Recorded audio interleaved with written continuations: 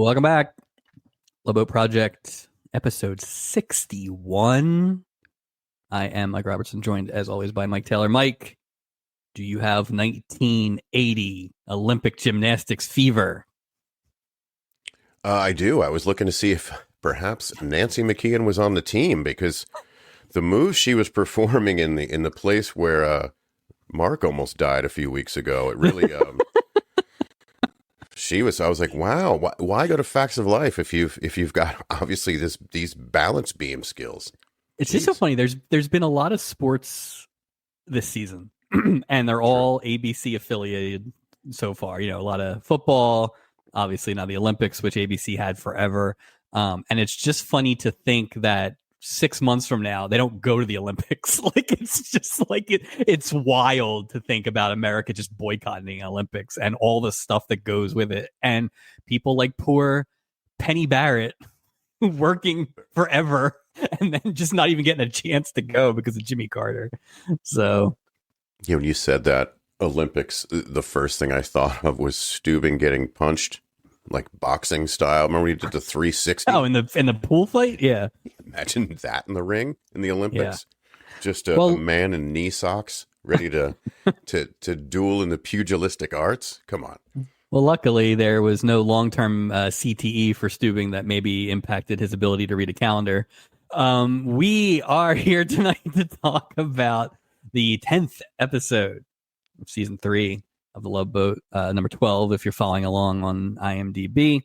The Brotherhood of the Sea, letter to baby cakes. What was that? Daddy's Pride? Yeah. Is it? Beautiful. Yeah, Daddy's Pride. Yeah. For some reason I thought it was Daddy's Girl, but it's Daddy's Pride, which is not untrue. So not untrue. That is Mr. Barrett, a complicated character to unpack, I would say, here for us tonight. So. I wanted him to talk like Bronson. Get up on that balance beam. It's funny you have that. I definitely have a note in here at some point about him and Bronson. So, yeah, fascinating episode. The synopsis: the guys deceive Julie in order to plan her surprise birthday party. An adultering Bart uses his assistant Wally to cover up his tracks, and the Barretts, Penny Barrett and her dad, would be Olympians, and we have a lot of. She'd rather hang out with her friend Kevin, a new boy in town. Is it adultery if you're not married? That's a good question. I guess not. If you haven't taken a vow, I guess nothing's really super official until it's because they weren't married. I was very because I watched it first and then I saw the synopsis and then I was like looking for like if I missed it, and they definitely weren't married. I mean, Bart didn't seem the marrying kind. I mean, at how low his shirt was unbuttoned, like it was telling me he wasn't married. That thing was open navel. Like, good Lord, Desmond. Spoiler: Desmond Wilson was amazing in this episode. His outfits, his glasses, good. He was great. His basically playing two characters. Like, I mean, it's fantastic. He bit his knuckle twice too, and I don't know why that stood out to me, that move, but I thought he was great when he dropped the. Well, we'll get to it, but it was. Yeah, I just thought I thought he was great. I have a note in here that. Let me just say this. My original question to you to start the episode was going to be: has the floor on this program risen this season? Because this is not what I would call a good episode by any means. You know, it's certainly not groundbreaking or whatever. It's pretty basic, but it's like the quote unquote not good episodes here. Right. The average episodes just feel so much better. It's been a while since there's been like a storyline that I had in all caps, who cares, or something like that. I feel like the floor has risen a lot here. I do agree, and I think this is a great example of it, but I also think it's not just the floor. I think you have the right players in this episode to, you know what I mean? Yeah. To elevate it, because again, there's not a lot. I mean, these aren't No, these are not epic story. complicated. They're not. No, these are they're all not like complicated three. stories. Yeah. Well, the fact that one of them is about the crew. I mean, that And kinda probably I would says- say the worst of the three. Yeah, yeah, You know, pretty significantly. Absolutely. But yeah, I definitely think. I think, and maybe it's a good sign too. Yeah. You know, Well, and I think more, it's like that doesn't demand on there, or get more, because look, he, you know, not most, but a few of these people have already been on before. Oh yeah. And so like Jimmy Walker's, but would you say that this is Jimmy's, where does this fall in the Jimmy Walker appearances? Is this the worst? Is his, the middle? It's funny you asked that. I think it's his best performance in terms of not just doing Jimmy Walker, right? Yeah, I agree. Like he was trying to act a little bit. Now there's some in there. There's always going to be some in there, but like they gave him actual stuff to do as opposed to the first episode was him just showing up and doing Jimmy Walker stuff. Yeah. And the second one was him just showing up doing Jimmy Walker stuff as a ghost. So it's like it was, and it's funny because it was different. I thought it was good because it was a different side of Jimmy Walker, or just a tone down, or whatever it was. But I thought he was again. And like the amazing thing with Michelle Lee that first season when she did 3 in 1 season, which now seems insane. It's the Iron Woman. But she did 3 very different characters, and it felt like 3 very different people. Robert Urich, I know you love him. Leslie Nielsen, we all love him. They were on 3 times. They weren't good. They did nothing. They just weren't. They did nothing. Yeah.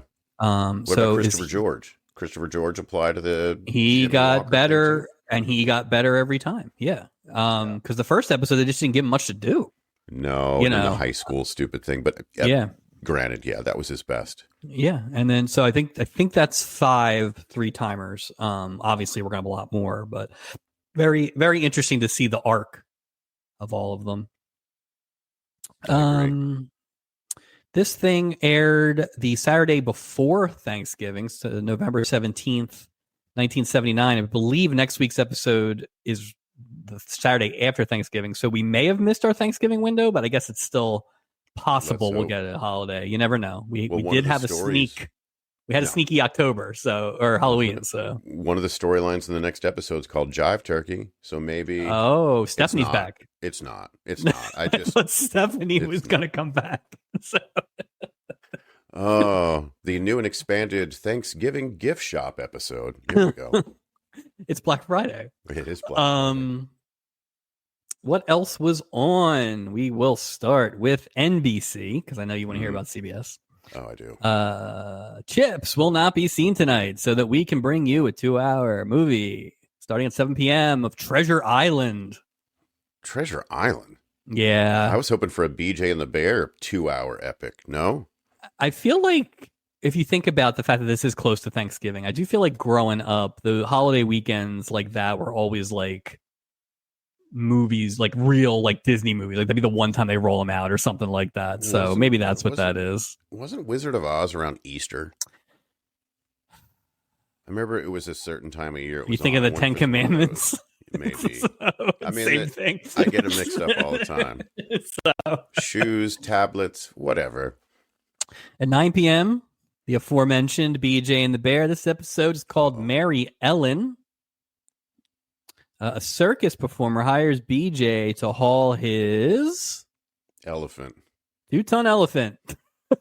Had to be an elephant. Yep, which promptly wreaks havoc on Winslow County. Is that really how you move in a tractor trailer? Like, what if they shift with their weight? If a 2-ton animal is in the back, that just doesn't, scientifically, this doesn't make any sense. Well, here's a question. And this probably is a Smokey and the Bandit question too, but like, is BJ's rig always the same, or is it just his cab and then he hooks different rigs? I don't know if these are proper terms. I'm glad you're asking the right person. If we have another podcast called the Trucker Project, I think he always has the same, let's call it the engine, right? Okay. Like the pulling mechanism, I think, is always the same. They just it's a perfect spot for a TV show. You'd be like, oh, we could pull elephants one week. We'd have a helicopter. We could have currency. There was a currency in there, I think. Yeah. But there's no way that I guarantee you that they do not ship or moved elephants via tractor trailer. There's no way. I gotta. Well, their circus built, like it can't be a standard. You can't just get a U-Haul. Circus built tractor trailer. I'm saying like the circus Ringling Brothers has transport. Like a convoy. They're not putting them on the train. Yes. I just thought maybe they were bound to train friendly cities. Like, oh, the train doesn't stop in Omaha, so maybe catch them in. Yeah. All right. I don't know. We're not a circus podcast. We're not. It's not the Pachyderm Project either. We don't know.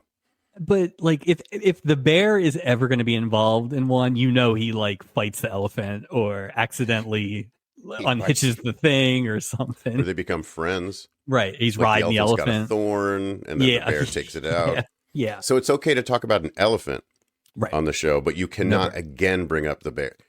At this point, I'd be like, well, who's the bear? What's the point? Just call the show BJ. It's also like, why are we mentioning yet another county? This is Winslow County. I feel like every third synopsis has the county. Who cares? Well, it is. Maybe like we have a new county means we can introduce a different sheriff. Like they had the two different. I think we have a third sheriff this week. Third sheriff.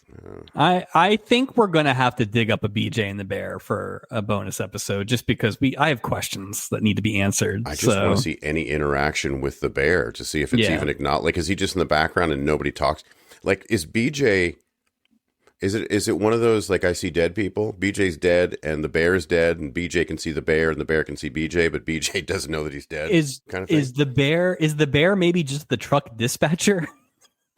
And that's like, he's like the chief in the American Girls. They just talk on the phone every now and then. Like, or it's just an imaginary. What's the bear? Oh, that's my imaginary chimpanzee friend that travels with me. Oof. CBS. Sorry, hold on here. Sorry. Oh, right. Don't forget we have the sound effects. Yeah, in case you were huge fans of that. I'm sure we have a lot of mail about that. So I'll show some better restraint this week, people. Sorry. You can't show worse restraint. It was so exciting. It was a morning zoo. Yeah. CBS, as we know, has struggled. Oh boy. And speaking of, by the way, because this episode was a little thin, I initially had thought, oh, this is a good spot for us to put our look at the ratings for sure. 7980. Still working on it because I could only find the top 30 shows, which is a little disappointing. I like to have everybody, but we'll have something here in the future. So let me ask you. So at this point, before looking into it, so is ABC the king? Things have changed. NBC and CBS. Things have, in my preliminary glance, it is not a one network domination anymore. Interesting. So, okay. Yeah. And it does. Nothing will surprise you. I think it's just it went so quickly from ABC having all the top shows to there being a bit more of a mix. So, gotcha. But we'll dig that up for an episode coming. I'm hoping to find the whole list because I want to see like what Big Seamus got and stuff like that. But. Oof. No thanks to tvguidehelp.com or whatever. But it's not easy to find the actual breakdown. Like you said, I just want a list of shows. I got it last year. I don't know why it's not there this year. It seems like it should be the same thing. So. I think the technology would be better. It's a year later. Maybe I'll go to my local library. CBS at 8. Puff the Magic Dragon in the Land of the Living Lies. What? Puff. Here, see if this helps clarify things for you. 2-hour movie. This is a half hour. It's only a half hour. We got 3 things to get to in this block. Puff helps a little girl, caught in the confusion of her web of imagination, helps her learn the difference between harmless fantasy and damaging lies. Oh, wow. Yeah. A lot of lessons for a half hour. Yeah. Well, if it's a kid's, why are you putting on at 8:00 at night? Because at 8:30, it's Bugs Bunny in King Arthur's Court. Oh, geez. They don't give a shit anymore at CBS, do they? They're just like, we have it. Let's just put it on. And so Well, to your point, it's like these kids are watching at 8 o'clock. It must be a kid friendly night, Oh, right? it's Like going to lead into something kid friendly at 9, I bet. 9 o'clock, part one of a 2-part miniseries, Salem's Lot. Oh my God. What is? They don't even know what time. They don't even look at the calendar at CBS in 1979. They're like, "Is it near Halloween?" Meh. Ish. A novelist and a young horror fan attempt to save a small New England town that has been invaded by vampires. Starring Lee Majors. David Soul, Hutch himself.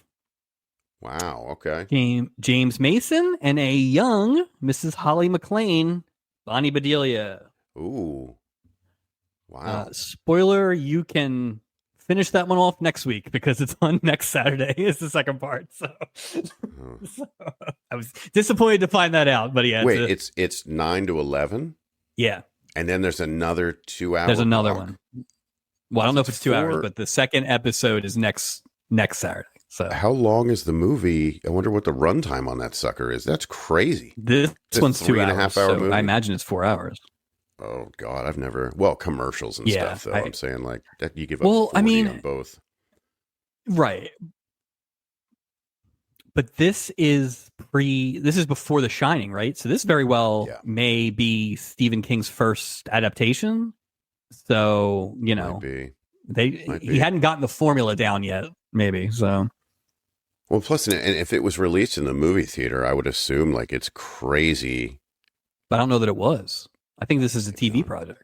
I don't know that it is. It said like when they did it on TV or right. It says miniseries. So I think that's and that's actually what made me look because I figured out miniseries like 4 or 5 parts. It's only 2, which is barely a miniseries. Is that really a miniseries? Isn't that just one of 2? It's not what I thought it was going to be. It's not like Centennial.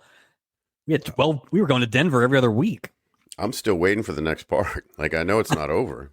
No. Centennial. Did I tell you?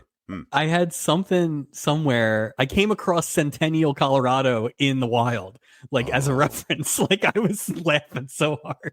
Oh, that's fantastic. I'm glad to know it's still there. It's still there. Yeah. Or yeah. I don't know that it was related to Winds of Death or whatever those episodes were. I'd love to go there and be like, tell me all about the show. Can you show me where it was shot? And they're like, what are you talking about? What the hell are you talking about? That sounds like... Oh, no. So let's do the credits. I only wrote down this guy's first name. What's that? Oh, boy. Christopher, whoever plays Rory Daniels. I must have skipped it. So it's Christopher something. So apologies, Rory Daniels. Chris. Oh my God. I just literally have Christopher as like he's a one name actor. He's like a Prince Cher type of guy. You don't know Christopher? Yeah. We'll call him Rory Daniels. And unfortunately can never rectify it because this is his only Love Boat appearance. He died at age 47, less than 10 years from now. And if you listen to his performance, you can probably guess of what. Oh boy. Lung cancer. That man had a gravelly voice. But on a lighter note, he played Hot Dog in the 1982 movie 1990 The Bronx Warriors. I mean, I want to write that one down. I don't know what that is, but that sounds like luckily it's all on YouTube if we want to get into it because fantastic. A post-apocalyptic New York City, a cop infiltrates the Bronx, which is filled with murderers and thieves to try and take down gangs. It's basically the Warriors. Like I watched about 2 minutes of it. Different scoop on it, you know? It's basically the Warriors, except there's cops. Like that's pretty much fun. It. Do they have any like dress, with baseballs painted on their face in their? No, it just seemed like a lot of 1982 punks. Like it didn't catch I didn't watch a lot of it. So interesting. Alex Cord is Mr. Barrett. This is his first of 2 boats. He will be back next season as the neglectful husband of Jessica Walter. I got to tell you, seeing him in here, I don't know. Alex Cord he's not a great actor, Mike. He's not a great actor. That's my note on him. Not a great actor. But he was going for it. He was going for it. He was just, at one point, his arm was shaking. He was going for it so much as he's talking. It was like, oh. Now, did you know him from anything? No, I was just going to ask. You're going to, because this was a you show, not a me show. Who? He played Michael Colesmith Briggs III on Airwolf. Guy in a white suit with an eye patch. Oh, he was like the leader of the thing. He's the guy that Jan Michael Vincent. Oh, he's the guy with the half glass. Yeah. Remember, he had like the one glass that was dark and the one that was light. I did not see a lot of Airwolf. I figured you would have this guy pegged, but yeah, that's what it is. That's totally him. I didn't see it. His hair was shorter. God, I hope his mustache was maintained a little better. But yeah, that's definitely him. Listen, oh wow. He was. Do you think they were trying to make him look like Bella Caroli? Was Bella Caroli a thing in 1979? Yeah, because remember, well, was that Nadia? Did he train Nadia Comaneci? I don't know. Yeah, he did. Sydney Goldsmith plays Ginger. This is her only boat, and she has not been in many things. She was in the Cotton Club. I think she was an actual like singer because she's got some like soundtrack credits. That voice she was doing was unexpected. Well, at first I thought she was going to end up being the lady from Police Academy with that voice. Yeah. That's a good call. She also, interesting, was in 2 different Stockard Channing projects. Really? Which I thought was interesting. That's so random. I don't know if they were friends or whatever, but all right. So now we get some of the heavy hitters that we knew in real life. Thelma Hopkins is back. Big fan of Thelma Hopkins. As Tracy, we love her, and I love that she was used more than her first episode. She was, of course, the love interest of Reggie Jackson. She's so good. She's so good. Oh, she's so natural. I think I have it in here later, but she is like the best angry, agitated responder to something. Yep. Acting ever. It's always like, because I remember last episode it was like Reggie Jackson. It's just like she's so good, and I'm glad they gave her a lot of stuff to do. And I think about what she went on to do. Like, she's so familiar. She's been on so many shows, whether as a guest or as it's just I feel like we kind of grew up with her in all these different. Well, like she was always the best friend of somebody, or she was great, right? And it's funny because I think sometimes we forget we're like sliding into the 80s here very quickly.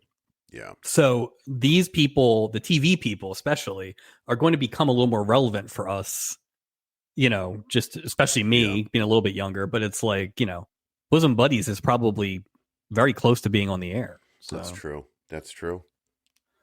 She will be back 2 more times, season 6 and season 8. Interesting. Season 8, which I think is the one we're very much afraid of, season 8. Yeah. She is back in a couple with Jimmy Walker. Oh, excellent. I don't think they're the same people, though. I look forward to seeing that. That's good. Speaking of people we knew growing up, Nancy McKeon plays Penny Barrett. Yeah. A little surprising. This is her only boat. I wonder if she... That is interesting. I just figured... what the gap is, right, from this to Facts of Life. Like, I don't know if that was her first. Interesting you say that. Yeah. So this, like we said, was November of 79. Facts of Life is on the air, but Jo did not join the cast till season 2. So she actually is not on Facts of Life yet. She's got a few TV appearances. She actually was on Alice, I think, with her brother. But this was pre Facts of Life. She joined in season 2 and was on 188 episodes. Wow. I know she was big in the Lifetime movie. Yeah, she was like, genre. If the Christmas movie thing had been a thing 10 years earlier, she would have been one of those people. Yeah. So I was always a fan. I thought she was good. I thought she played like a good no-nonsense cop in those Lifetime movies. It's always... She was good. She was good growing up, and I think she went on to... I'm sure she went on to... You know, you never hear anything. You never heard anything about her. Like, well, and I feel like... Movie-wise, it was just always TV. Yeah, it was... I think she kind of knew her spot. And also, I feel like... this might not be right, but I feel like maybe she was like a little bit behind the scenes on her stuff too, which probably like is lucrative. You know, like she may have been the one making that stuff too. Hey. But, I don't know, but her gymnastics ability. You didn't say anything about that because she was really that. She was is it not called beaming? since She was not beaming? since Melissa Gilbert got on the deck, got on her board, right? So, Is the body do double listed? I mean, is it just they're who not do you even going to acknowledge I it? think the next Facts of Lifer will be. This is our first Facts of Life person. Mindy Cohn How is dare next. you? I know. Here's the funny thing: is the only one I know for sure is on is Blair because there's like a season 8 one that always pops up in YouTube searches when I'm looking for things. I don't know why. Nice. So, but JJ Walker, as we said, back for his third of 5 boats. Wow. As I said, he'll be back in season 8 with Thelma Hopkins. He's also on a 2-parter next season. This is the first time this occurred to me this morning. This is his first time his character has had a ticket. so, That's funny. Oh yeah, because ghosts don't need no ticket. Shoot. And then he never actually was on the boat technically the first time. So. That's right. That's right. He just raced the boat. And then is it Demond? Mm-hmm. It's not Desmond, right? It's Demond. Demond Wilson as Bart. As I said, amazing. First of 2 boats. We got a few things on this because we just aren't going to have a lot of opportunities to get into it. It's a very interesting story. So he'll be back next season as Isaac's uncle. Oh, good. And let me tell you. How does that work out? Listen. Well, that's why I thought, too, the age is weird. Yeah. But I guess uncles can be of ages or whatever. Younger sister or whatever. Well, don't forget, Isaac's had an older father. Remember, he mentioned that on Mother's Day last year. So that's right. But there's a very interesting storyline around that based on what I read. But we'll save that for next season. Nice. So he obviously played Lamont Sanford on Sanford and Son. Interesting. So Red Fox leaves Sanford and Son after 6 seasons to get his own variety show. So weird. But they're going to keep the show going.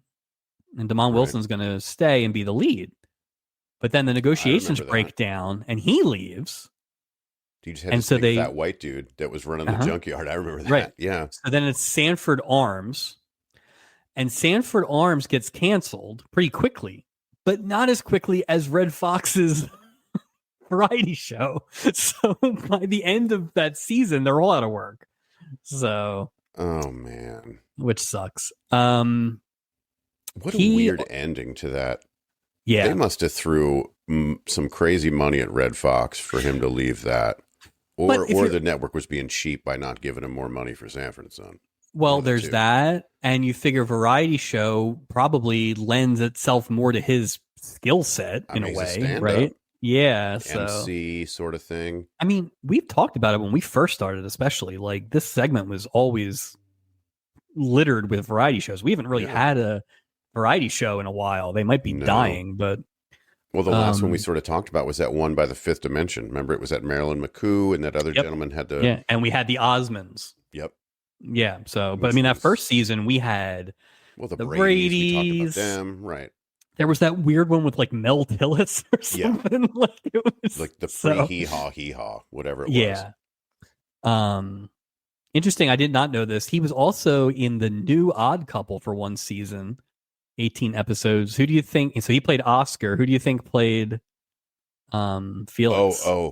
Robert Townsend? No. From Barney Miller, Ron Glass. Oh. I can see that. See Townsend doing it with like the suit, like the whole. Yeah. I don't know if the Townsend might have been too young. Townsend might have been too young back then. Yeah. But I think he would have fit that type. Speaking of young. Yeah. And an egregious kernsing this week for Stephen Manley, who played our buddy Kevin. No kidding. They really nail the kids. They really screw the kids. Like, but he has. I would bet. I mean, he sure as hell had more words than Ginger. He had, but he was like a character.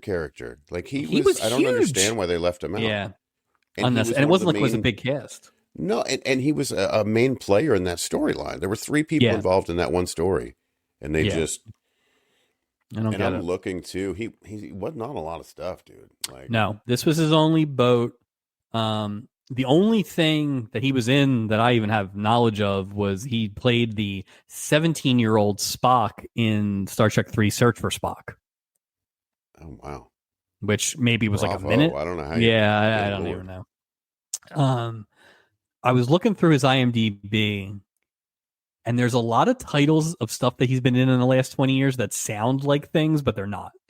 It's like Starship Excalibur and things like that. Nothing. It sounds like a lot of straight to videos. Yeah, that's So no good. I thought he was really good for what that was. I thought he was really. I thought he was too good to be Kearns. That's Absolutely. really what I thought. Way too good to be Kearns. But I Would will. you I will. say- Go ahead. could he go from a Kearnsing to a Stubby? Absolutely. Right? Has I that mean, at ever least been a done nom, before? at least a nomination. Have we had a Kearnsing that ends up getting The nominated? The boy that could cry. you nominated him, Yeah. and the guys who had the matchstick boat, Oh, yeah. they got nominated. Yeah. So, but They introduced him at the end. Remember, they that's had their. true. They That had is true. like, So, yeah, we're not even sure that's a could be Kearns. made. Yeah, I don't know Yeah. what they call that. Tune in May to find out. So, I mean, kids have been pretty slim pickings this year. So, Yeah, it's not it's not a season of the youngs yet. So, no, it is season of the old. and I have another season of nomination to offer later on. Okay, Not as much as season of the olds because there are no olds in this one. But there's one old. who? Sid Gould. He doesn't count. Sid the waiter. I mean, Sid's going to win best crew member, so he's running away. He's running away. He's just full of index cards with one-liners. He's great. I feel like now that we're at 10 episodes of the season, I feel like I need to start going back and kind of recapping what we've done already. But it's like, have we even had a second part-time crew member yet? It's been a while since we've had like a guest star be a crew member, but only on one. Yeah, like we had that chef that came in. Remember Chef Borga? But that wasn't. That's not this season. That's a little though. different. No, I'm saying right, but I'm saying this season. Oh, this season. Right. That category is very thin right now. Well, Vicky. That doesn't count. She's on the show different. now. Yeah, so I don't. Couple quick writing notes. Yeah. Howard Merrill wrote the letter to Baby Cakes. It's the only time he ever wrote a Love Boat episode.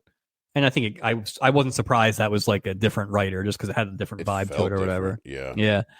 He was a prolific child performer who appeared in 58 silent movies and nearly 500 radio episodes before he was 14 years old. Jesus.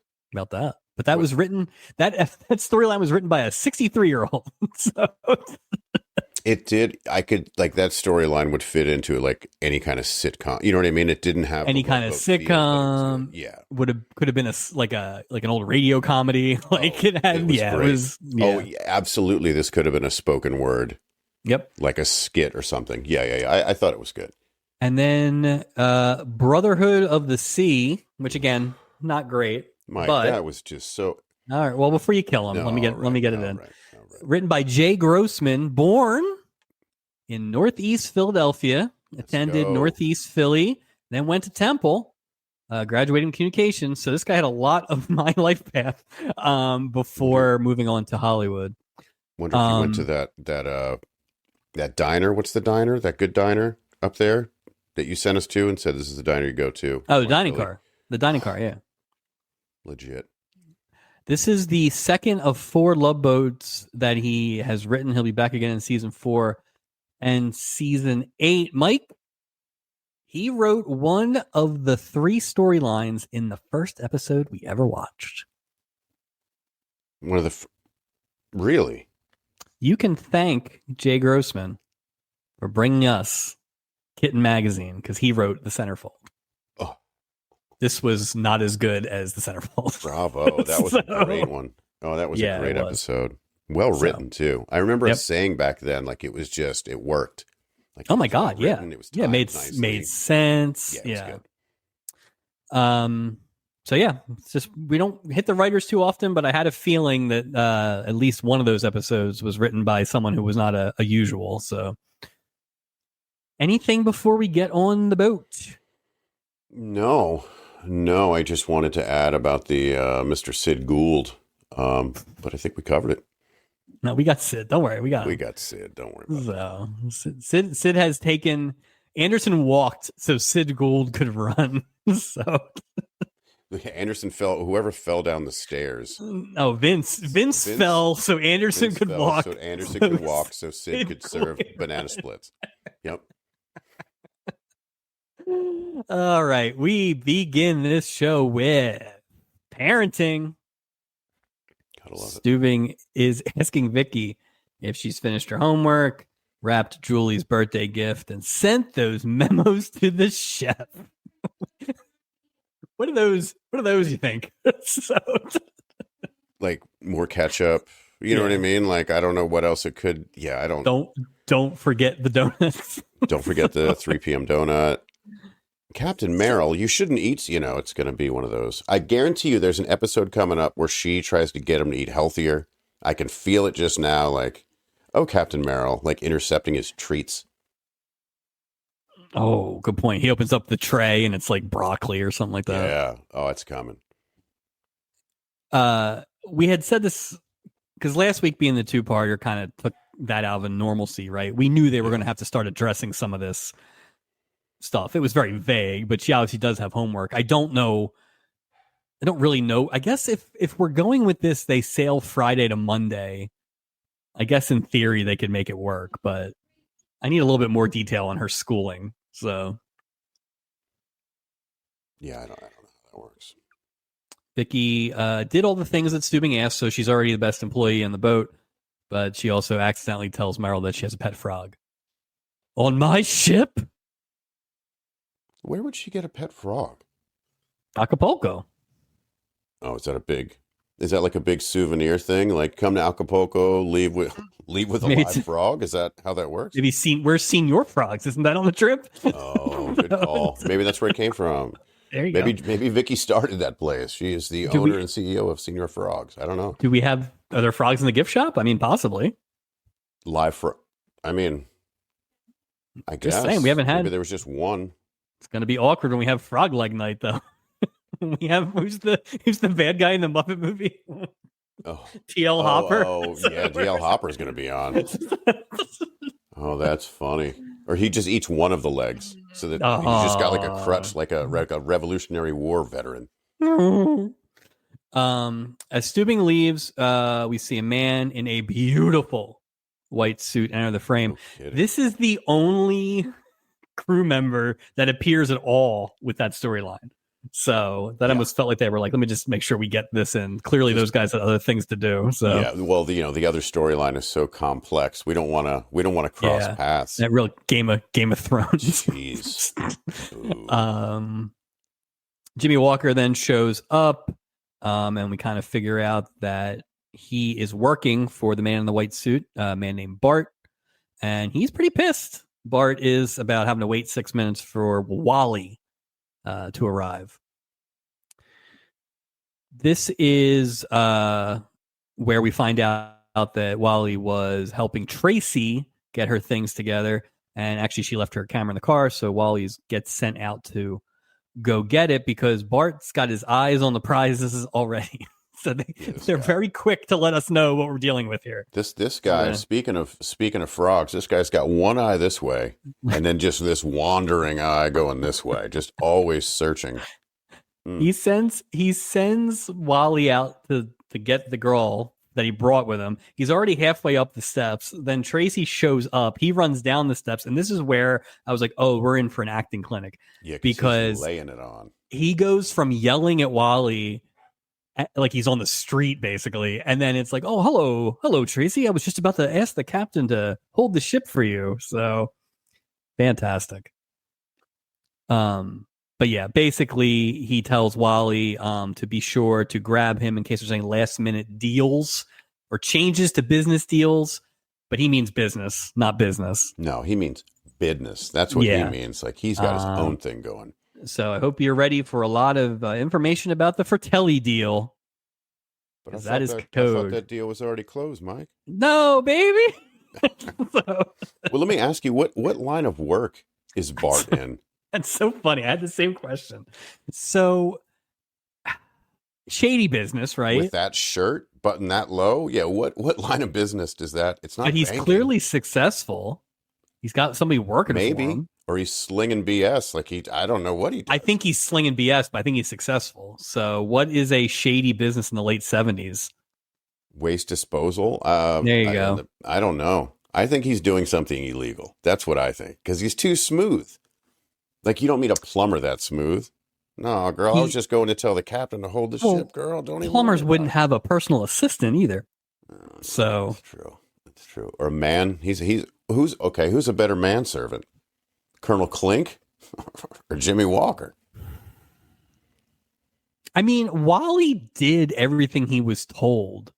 He did. Ultimately. So I would say Wally's better. Let's see. And plus, I think Wally looks better at being overburdened with luggage because he's so skinny. Like, it looks like he's going to fall at any moment. Yeah, Colonel Clink didn't have that. And Wally never even quit, ever. He never even quit at the end. No. Or got fired. He didn't do either. They just left him hanging. Nowhere to go. He's got Yeah. Real estate? Damon Wilson? Shady real estate? Well, those Fratellis, I don't know. Industry? I feel like those Fratellis are up to no good, too. Yeah, that's broad. Well, they're looking for lost treasure, I mean, it kind of sounds like the end of New Jack City, honestly. So I'm not quite sure. So. Well, in that case, Jimmy Walker would be naked. Because remember, in New Jack City, they'd have him packing the bags naked so they didn't steal. Hey, Wally, why are you naked? Well, Bart doesn't want me to steal from him. All right. Okay, it is like New Jack business. City. It's not business. It's only personal. That's right. I want to taste so bad I can taste it. Can we just do New Jack City? Oh. So please. Chris rocks. Pookie shows up. Such a good movie. Julie and Gopher are checking in the Barretts, father and daughter team here, and we find out that this is Penny's first cruise, and she's pretty excited about it. Asks if they have a disco, but Dad's more interested in the pretty well equipped exercise room. So, what sort of gymnastics equipment do you have in the exercise room? Oh. And we've seen the Trade Winds Spa or whatever the hell that thing's, Sea Winds Spa. It's got a lot of gymnastic equipment in there. So. And juices. They're pouring the tallest glasses of orange juice in the Pacific. Juice glasses be damned. You see these these giant glasses of juice that they're just pouring. What is going on? But yet, when she practices twice, she only practices in there once, right? The first time's out by the pool. Maybe she's doing Dallas Cowboy practice. Stubing's nephew. 5 a.m. She's out there flopping around on deck by the pool. So it turns out Penny is a hopeful gymnastic superstar. Pretty good one, apparently. She's going to be in the regionals. We can get a ribbon for that. You can. That's it. And according to Mr. Barrett, who, by the way, never gets a first name. So Mr. Barrett, she'll make Nadia Comaneci look like Grandma Walton, which that doesn't make any what? Well, shots fired on old Boothington, Grandpa Walton, our old friend, former Stummy nominee. Just throw her under the bus. Ugh. No pressure there on Penny, I guess. This is all taking too long for a little boy, not even a little boy, like a young teen who is in line waiting around. He said he's been waiting 10 minutes for a porter, and if his luggage gets ripped off, he'll have your hide. This kid's not playing. No. I thought maybe it's like a short adult. Like maybe it was like a Emmanuel Lewis, but he's way taller somehow. Like something like that. I'm a grown man. I thought they were going to go that route, but no. This kid basically plays two versions, but he plays the best snot-ass kid that you'll see. I don't understand why he wasn't bigger. Like, he was really good. I thought he was really good as well. And it wasn't just the scenes with McKeon. Like, he had the ability to give it to the dad. Although I think Mr. Barrett would have smacked him in the face if he had talked to him like that. Save it. Because I have thoughts. So, So Kevin's just like, I just need to know where my room is, Yeah. so I can go. Julie's like, a stickler for first come first serve, so he's gonna have to wait. Mr. Barrett asks the kid where his parents are. Kevin's like, I am traveling stag. Yeah, mind your own beeswax mustache. Yeah. So that's what happens there. Mr. Barrett's, Kevin's mom is in Paris. And Kevin's dad is in the Bahamas, so they will not be around. Again, strong scene for a Kernsing, like first appearance on the thing. Absolutely. Very strong. Yeah, absolutely. So Penny is nicknamed Tiger by her dad, but Kevin overhears this, and man, you just don't want to let Kevin have any weak spots on you. No. Tiger, bet you're really just a pussycat. Bang. Boom. Roasted. Yep. And then after Mr. Barrett leaves, cute chick. Shame her dad's such a drag. Like he's 28 all of a sudden. I have so many Kevin quotes in here. Yeah. What? Ring a ding ding. Gopher then asks if they have any cabins that lock from the outside, which was pretty funny. Wasn't that what happened to Radar? Stubing, okay. Pretty much. Well, put him in a cabin with a male German Shepherd that's about to have puppies. I was going to say that wasn't locked. It was dog locked. I mean, it was dog locked, but put him in a room with the thing again. Let's have a miracle twice. Stubing sachets down the steps, catches up to Isaac and Doc, and mentions birthday. Isaac's like, "We still are paying off your birthday gift," which is so you're not accurate. I'm sure. You know how much that free watch was? Come on, that wasn't even a birthday. That's something else. That was an anniversary. Yeah. Stubing tells them that Julie's birthday is coming up here tomorrow, and that he wants to have a surprise party. A lot of great notice by Stubing here to tell the guys. And I can already hear you say they're at work, because they are. They are. Yeah. It's just he's so stupid. And I'm not gonna spoiler alert why, but he's so stupid. He's very stupid. Dumb this episode. So Gopher seems a little confused. Yeah. Like it's almost like he Isaac doesn't. does too, because remember they're like, already. Yeah. So, but I'm sure Stubing, the captain of the boat, would be good at dates and figures and stuff like that. I hope number one, he can't count to what? 6. Right, and I'm saying if his charts are as accurate as his birthday calendar, we're in trouble, Mike. That's what that totem pole's all about. That's where the world ends. Yeah. What? Latitude and longitude and birthdays are the hardest. And prime numbers, apparently. Poor guy. So the guys are starting to kind of discuss what they can do for this birthday plan that they have to come up with on a day's notice. Julie kind of swings over just to see what everybody's up to.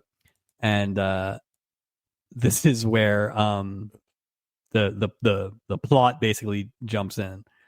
So they are very much caught off guard by Julie, and they immediately say that they're having a meeting. It's a meeting with just men, and it's about the Brotherhood of the Sea. I feel like in the 70s, you didn't even have to come up with anything. You could just be like, hey, men are talking.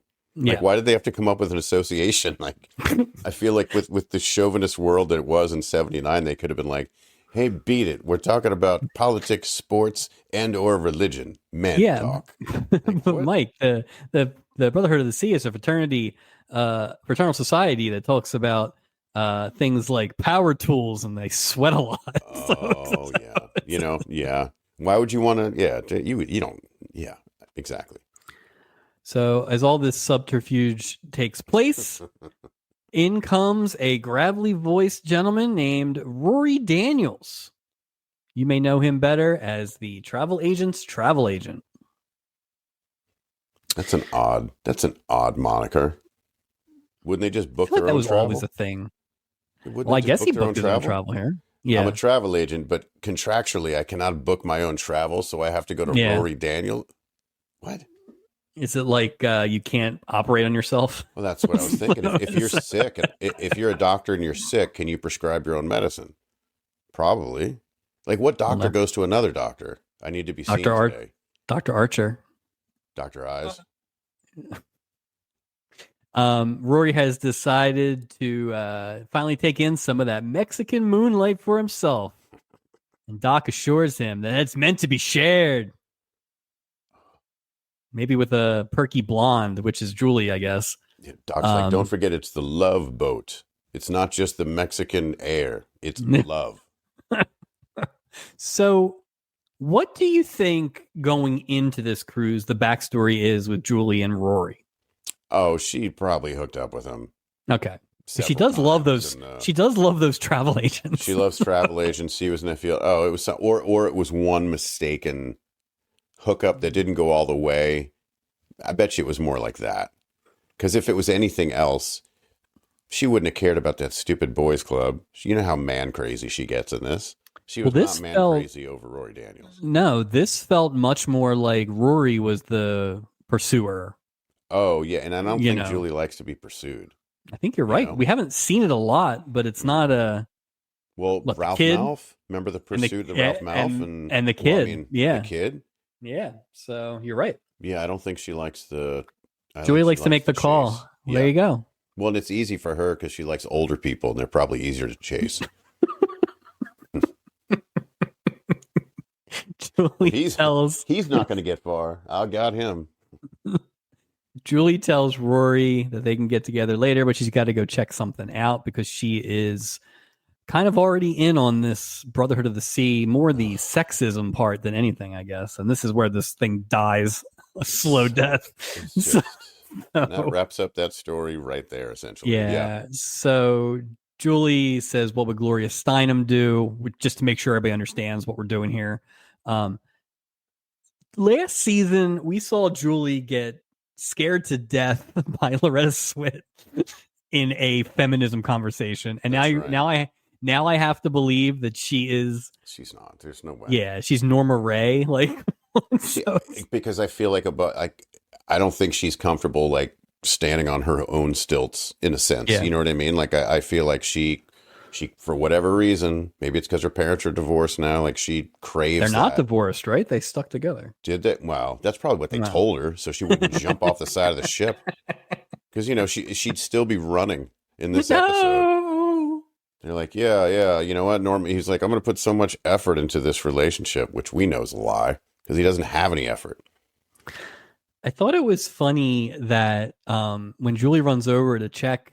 Gopher and Isaac and Doc are all going up in an elevator, but people are still boarding the ship. So they're just leaving? What's going on? It's like that Titanic thing where like that character's like pushing women and children out of the way to get onto the lifeboat. Unless it's a condemned elevator. I don't know why you would, excuse me, one side. Let people get to their rooms. You don't see that or help hotel. Them. Help them get to their rooms. Well, it's usually like a separate elevator for them to bring your bags up. They're not going to, we're going to clog up all the elevators. How many elevators are on this boat? One? It's 79. It's not a boat full of elevators. Yeah, that's true. A lot of steps. We get the horn, and then we get Bart and Tracy checking into their cabin, and a foxy lady walks by and catches old Bart's eye. This foxy lady is going to end up being Ginger. I wrote foxy lady a lot, waiting for them to say her name, but they didn't say her name for a while. So it was a long time. Yeah. I like that you decided to call her foxy lady. Nice. Well, I was 79. I try to respect until we get the name. But if it goes past two scenes, you're not, I got you for the introduction, but eventually you just got to introduce yourself. Yeah, exactly. So Bart says that he's going to go take a walk on the deck.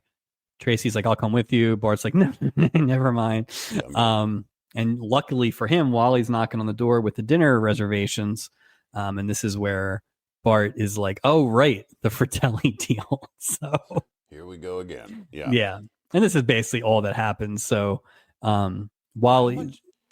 How much time is he trying to buy here? That's the thing. On my rewatch, I was like, how much time is he asking while, you know what I mean? It isn't said, but like, what are you trying to accomplish and how much time do you need to do it? You're just going to go smooch some other lady? Like, do you have a timer? Like, how, or you're just like, I do what I want. I go where the wind goes. I don't think know. he has the, I think he's got the watch that the twins had. So he's got 20 minutes. And he has to go back to his cabin. I don't understand why he brought Tracy on the boat. Me neither. So it seems to be the big flaw in his plan. But yeah, it is. He's work harder, not smarter, or vice versa. Like he does, seems like he's not really doing this the best way. No. In the hallway, Bart's like, "Why are you trying to ruin my vacation?" And Wally's like, "What? You have all these women already. What are you talking about? You got Anita, you got Tracy, you got the one who calls you baby cakes." But as Bart says, there's another nice lady walking around this ship in a deep funk, and she needs someone there to help oil her skates. Wow. Well, that's a term we don't hear anymore in the 2025 about oiling skate. I will say I did notice something about Jimmy Walker or Wally's manservant skills. So upon the second watch, Demond at this point, before he leaves the room, now he just has a black shirt on, the white pants, the jacket is off, the navel's almost exposed. When they go to the next room and he leaves for the Fratelli call, Wally helps to put his coat on, and then pulls his collar out of the coat just to make sure he pops his collar for him. And I was like, that's service. Like the detail there. Yeah. Yep. That's service right there. Yeah. Anybody can put your jacket on. Not everyone's going to pop your collar for you. Nope. All right. Penny is practicing her gymnastic routine, but her dad is not happy with all these careless mistakes. How many daughters does he have? Because I count 2 in this gym. I don't know if you're counting, if you're using the same system I am. You think the girl with her back? The girl doing the gymnastics and the one that falls over when she leans back. It can't be the same person. This one girl's doing backflips, and then the other one leans back a little bit. Whoa! I'm like, if you think you're going to get a ribbon for that nonsense, jeez. So correct me if I'm wrong. Yeah. The first time she's practicing, this is when Kevin shows up with his like banana split.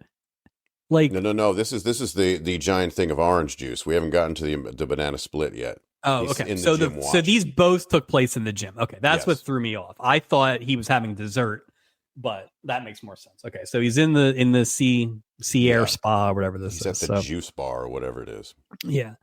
So yeah, the big thing seems to be that she's not really concentrating. You got to concentrate, Tiger. But he also gives amazing advice here.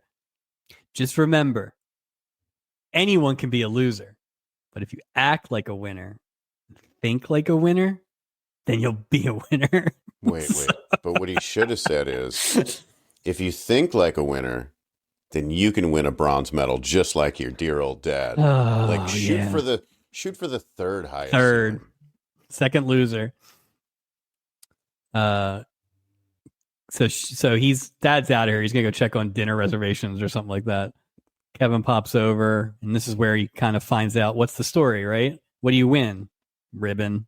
The thought of being the best. Like Kevin's not impressed by these trivial things. Crap. Yeah.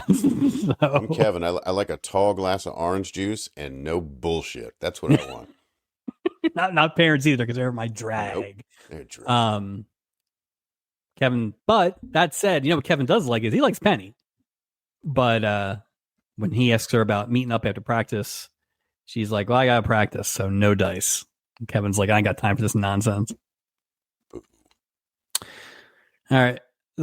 This happens a lot now. The boys are meeting to figure out what to do with the surprise party. Like, I understand text messages don't exist, but this should not be this hard. Just plan a spontaneous surprise party. Why don't you for someone who's somewhere where she's not going to walk up as like soon the men's room? You guys are so dumb. Like just. But if they did that, we couldn't do this 3 more times. So exactly, yeah.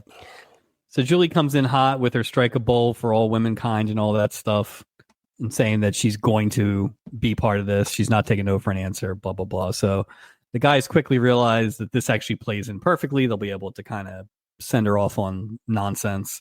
So they'll have all this time to plan this intricate surprise party that they're planning.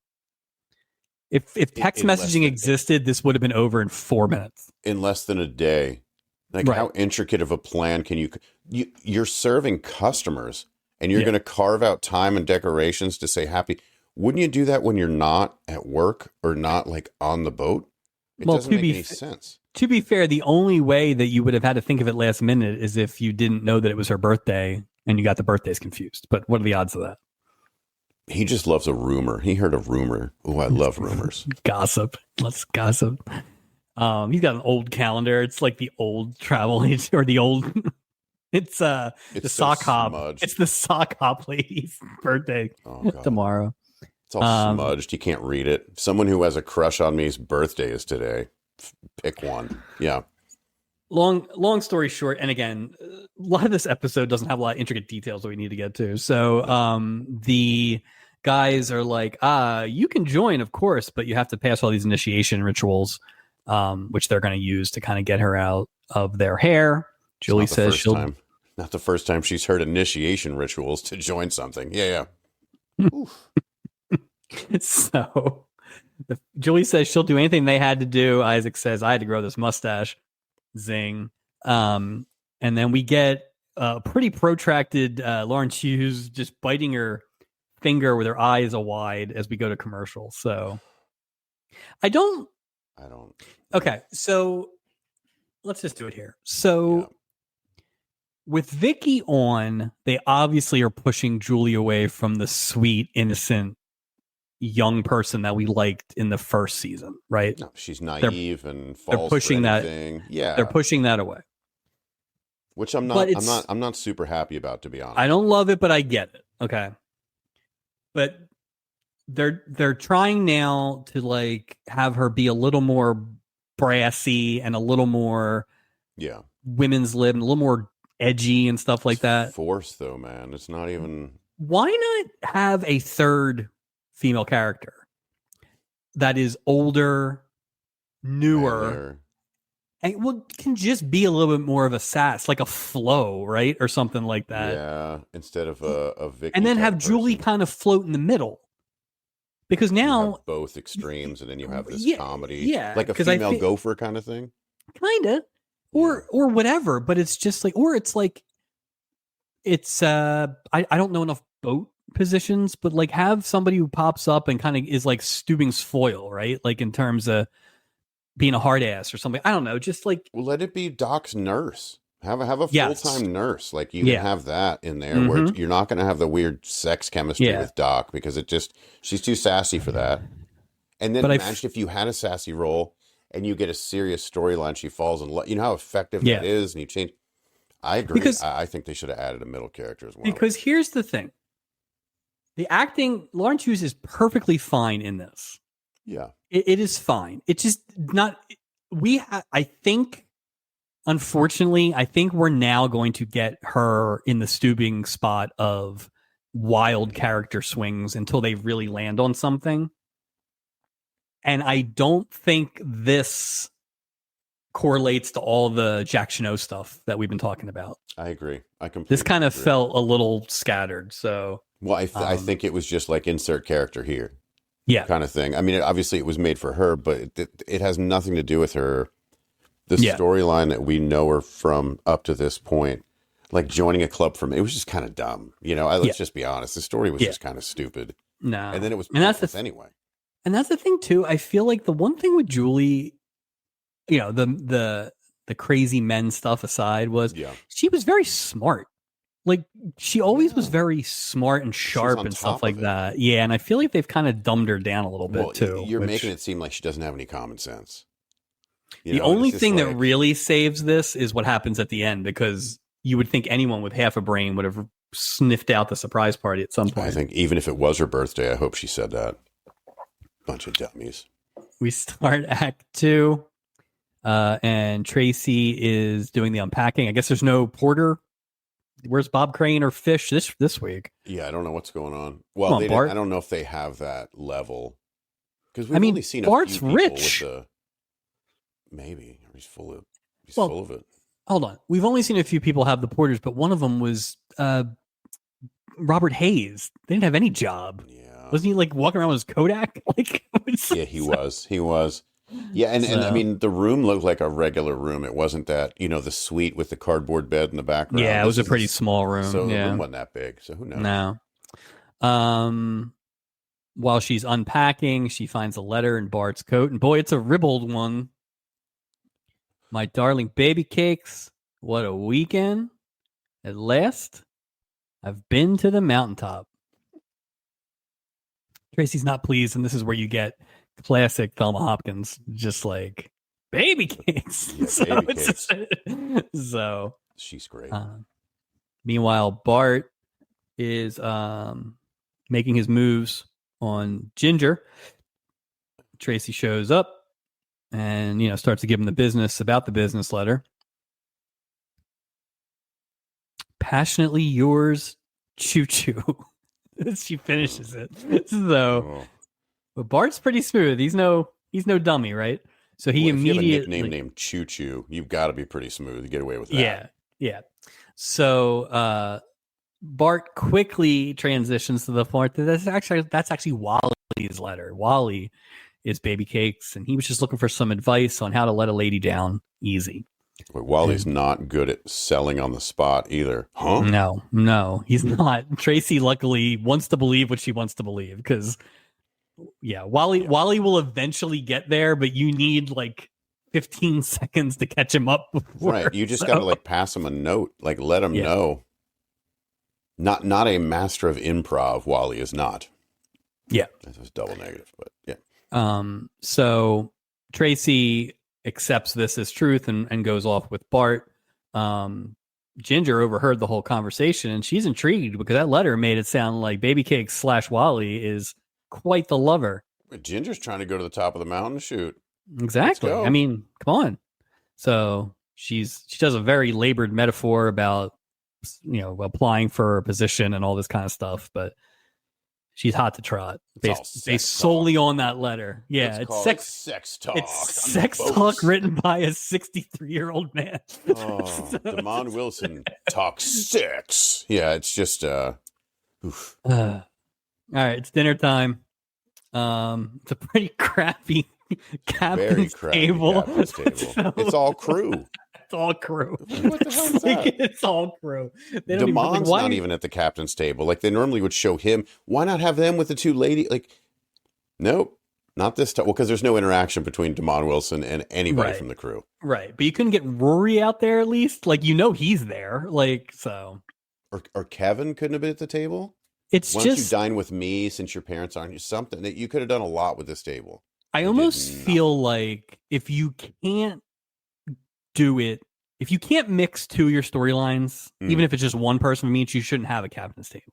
100%, and I understand the limitations of not being able to have everybody shooting at the same time, right? But it's such an easy way to build cohesion, or just something like that would have been interesting, right? Look, even Radar ate dirty water that looked like soup, and just to place them at a location. You're telling me the same thing. You're telling me you wouldn't want to see like 30 seconds of Kevin talking to Bart? Holy my cow. God. Boom. Oh, game recognizing game right there. Yeah. Come on. That's like, I didn't even think about that. That's brilliant. Yeah. That's the frustrating part is it's just easy. And it would make.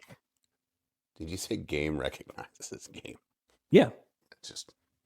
Write that down for later too. It's just a phrase that I wouldn't expect to come out of your mouth on a Sunday. On a Sunday morning. Yeah. That might have been the funniest thing you've ever said on the. Vicky is trying to get out of eating green beans. Here comes Sydney. Sydney, sassy Sydney Gould. Sydney leans down. He's like, "Eat your green beans, or you'll." Blah, blah, blah. And Vicky's like, "What? What, Sydney? I didn't hear you." And he's like, "Eat your green beans, or you'll go deaf." Bang, boom. Roasted. Look at Sydney. So she eats them green beans. She's wolfing them down now. She's like, "I don't want to go deaf on this boat." Sydney works for the Jolly Green Giant Company. He's pushing veggies on the show. He's like a paid promotion. Man, Sydney, we are 10 episodes in, and Sydney is already kind of clearing mantle space on his. Boom. So it's like I need multiple awards. Best waiter. No, best guy named Sid. No, we're not doing best waiter. Julie shows up at dinner. Gopher cuts her off because Stubing's trying to find out what's going on with the plan. Because again, Gopher's like, women don't eat. Get away from the table. He's got nothing better to do. So their first initiation thing is that Julie's got to fast, and it's a fast. It's only 2 hours, but she's got to go stand on the deck while this happens. Is that a fast, or is that just waiting to eat till everyone's done eating?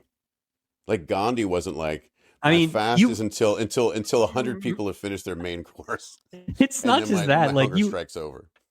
Like 2 hours, like you fast a lot for 2 hours. Like that's just generally. I ate before we started. This is going to be 2 hours. Like, exactly. Are we fasting right now? I don't know. They got a loose interpretation. They don't suffer much. They don't suffer a lot on this boat if that's considered a fast.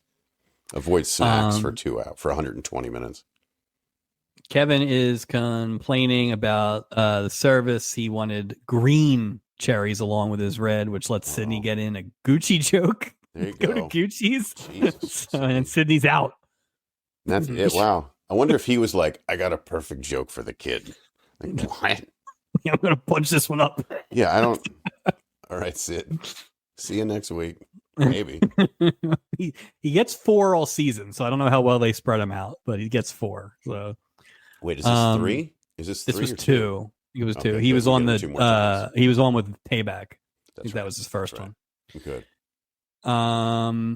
Penny asks her dad, what are the odds that she could get a banana split for dessert?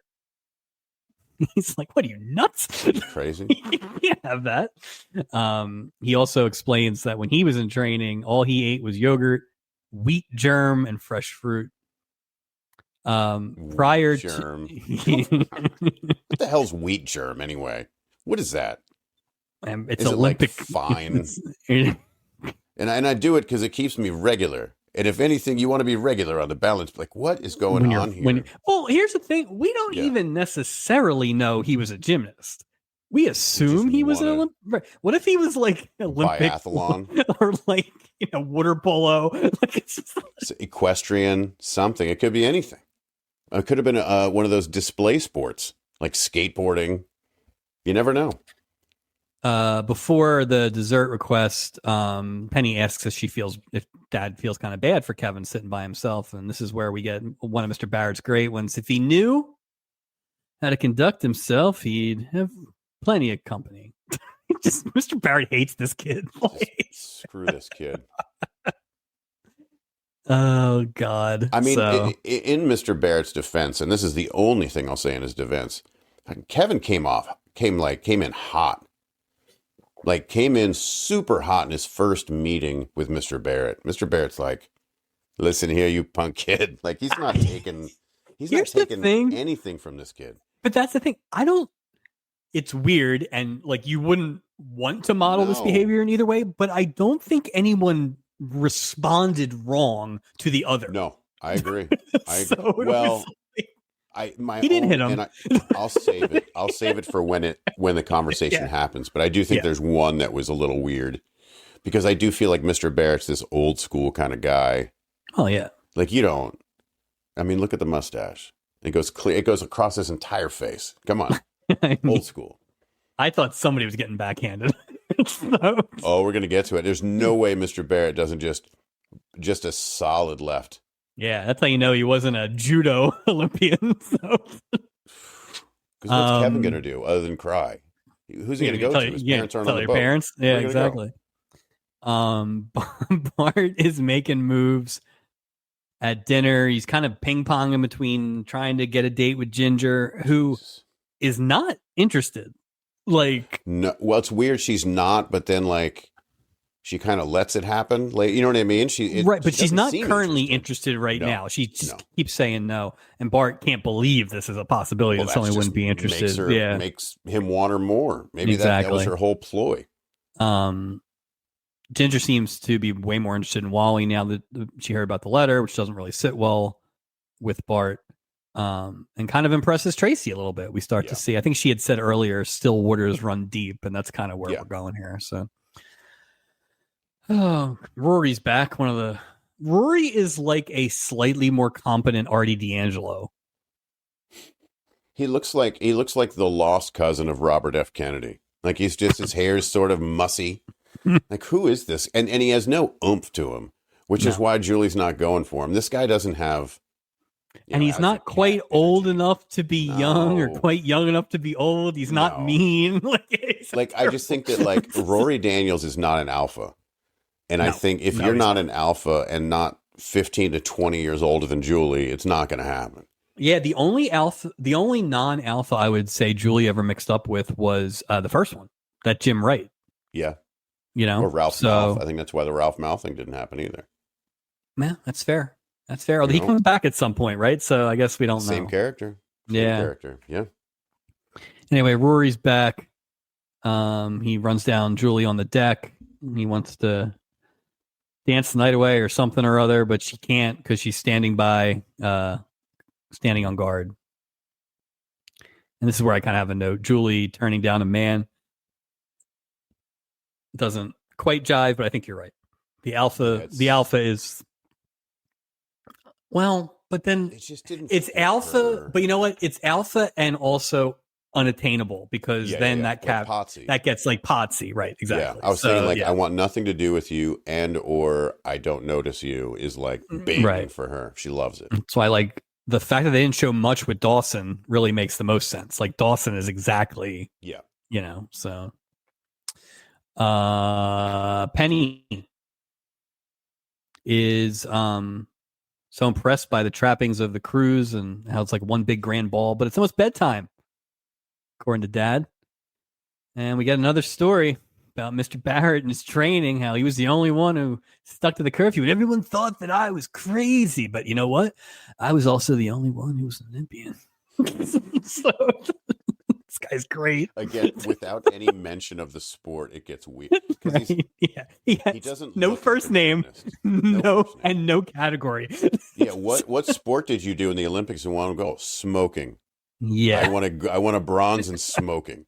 I was bronze in judging others. Just driving without a seatbelt. I don't know. And something 70s related. So Penny gets sent off to bed, and Kevin kind of sees this, and he kind of starts to sneak out to go catch up with her. They kind of shoot back to Barrett, and he's kind of like giving a hand on his chin. So what do you think he's getting into once Penny's away? Because we never really find out what happened to Mrs. Barrett. So. No. Let's just say Mrs. Barrett can't swim so well. No, I don't know what he was doing. When he was sitting there, I noticed he's like got his drink and he's just kind of, you know what he's doing? It's still like, damn it, I should have had that gold. Every time he has a minute, he just replays, oh, if I'd only tucked this way, it rolled this way, I would have guaranteed it's all about what I could have done better to get the gold medal. Any stolen moment, those are his thoughts. I hope whoever won the gold was named Kevin, just to really stick it in his craw. That would be great. And like, Barrett, who won? Kevin Barrett. Kevin Barrett from Russia. Oh. Dance floor chicanery. Bart wants to swap with Wally so he can dance with Ginger, so they do. And then Wally and Tracy are kind of chatting it up, and Tracy doesn't understand why Wally's not holding her the way he held Ginger. Long story short here, and not shocking, right? Tracy is starting to see Wally in a new light. Wally has always apparently had a crush on Tracy. That's kind of where we're at. So you or can he kind of just fill in felt the blanks. bad for her. He felt bad that Bart was so shitty to her. Maybe it was, I feel bad because she seems nice. But it wasn't until the fake letter where Tracy thought that maybe Wally could take her to the top of the mountain. That's when everything changed this episode. Exactly. Yeah. Bart really was hoisted on his own petard there. Yeah. So. Well, it made Bart seem like a, JV. Yeah. Bart sees what's going on, so he kind of cuts in and tries to, He breaks the cutting in rules too, sir, that we've discussed many times. That's not how it works. Yeah, but he's with her. So can you go back? I mean, I would think that would be a Mike Taylor move right there. You would jump right back in on that cut in. Yeah, I probably would. You're right. Hey, you know what? Yeah. Never mind. Well, no. That's enough. So. Yeah, I wouldn't even make the walk. No way. Just stand there staring at him right next to him. Just mean mugging him. Tracy's distracted though, and I think Yeah. Bart's starting to have suspicions here. All right, Isaac is telling the guys that they need to nail down these plans. Julie's been going for like hours, and they still don't have these plans. How And you know what? complicated is it? Spoiler: It's a banner, cake. That's it. So It's show all up. they get. So Julie's back to lose her this time. It's a test of intelligence, and luckily there's just a copy of Moby Dick on around. Like, so. Is This Isaac part. reading that? I mean, Isaac's the bookworm, but I mean, maybe. I just don't. Who knows? Yeah. it's a little too on the nose to have Moby Dick just laying around on a Just boat. out and about. I mean, they should have had like the book of shipwrecks. Well, that one's locked up. That one's locked up. That's well, about he's got to. He had to put that thing away now with Vicky there, so it's locked away with that bottle of liquor and then the cash fund. How long are we going to go before we get to see Vicky's accommodations? Like, how do you think that's going to work? She's not going to. Do you think she's going to stay in Stubing's room? Where, on the couch? That's what I'm saying. Desk? Like, where the TV goes? I would think she'd have to have the room like right across or something, right? I would think. Well, how far away from Stubing are the crew cabins? Do you think? Well, remember they said they're doing new crew cabin renovations, so maybe they had to do it just for. They're Vicky. They're one step ahead of us every time. It's Maybe a they'll get shame like an that adjoining room or something. I wonder if Pat Morita's on board to do some of the painting. Let's hope so. Let's hope so. He lost his job after he turned down the internet. So yeah. Back to painting. Singapore Sapphire, whatever that was. So anyway, Julie, her new task is she's got to memorize the first chapter of Moby Dick, which is just like so stupid. Come on. I wonder how long that would take. So that's. I mean, I was like, well, I wonder how many. And then I was like, why am I giving this further thought? This is so ridiculous. Or how long would it take? I mean, dummy. A, you got to have good memorization skills. B, I think you got to have better memorization skills than what Julie does, which is just saying it out loud a couple times. Like, but anyway, whatever works. You know, I would love to hear it though. Like, read me the whole thing. You know, and Stubing, he loves any performance arts that have something to do with a book or ballet. Like, you know, he's a classic. He's a real fan of the theater, the performing arts. Yeah, Renaissance. Yeah, want all that. Rory pops up, asks Julie to dance the night away, but no, she's got to read this book. Got time for you, Rory. Yeah, and so she tries to memorize it by saying it out loud. Like, for instance, when I try to memorize stuff, I write it down. Yeah, that works for me. It doesn't work for everybody, but so maybe that's how I do it. So, well, I did some theater. I used to write it down. Yeah, in chunks, and you just did. Yeah, I will say this: the character of Rory Daniels, there was no point for him to be. I don't know if somebody owed money on the production team to Christopher Connolly, because what was the point of Rory Daniels? I think you know where the miss was. I was actually thinking about how they could have fixed this. So it should have been the first scene should have been Rory on the boat, right? Mm. And so Julie's like, "Oh, I'm so excited you're finally going to take me up on my offer to come trip. We have so many things planned. I can't wait." Sure. Then everything happens. And then there's a reason why she keeps blowing him off, but it's not really, blowing him off for him. It's always something comes right. up to. This felt like it was too much ambiguity. So I just needed a little bit more. Well, it didn't feel like it. If you don't really know that if anything's ever happened. Right. Exactly. But there was no perceived interruption of them doing something. It was always like, but I didn't feel them. Like they were, I didn't see anything there. Not at all. Kevin catches up to Penny in the hallway, asks her if she wants to go dancing, but she can't because it's bedtime. Kevin's like, man, it's pretty lame. I bet you the guys take you out. Barely have a chance to do anything before it's curfew. And she's like, I'm not allowed to go out, which is not shocking. Kevin starts talking about his, how he had to dump his old girlfriend because he doesn't want to be tied down, man. So how is he allowed to travel by himself?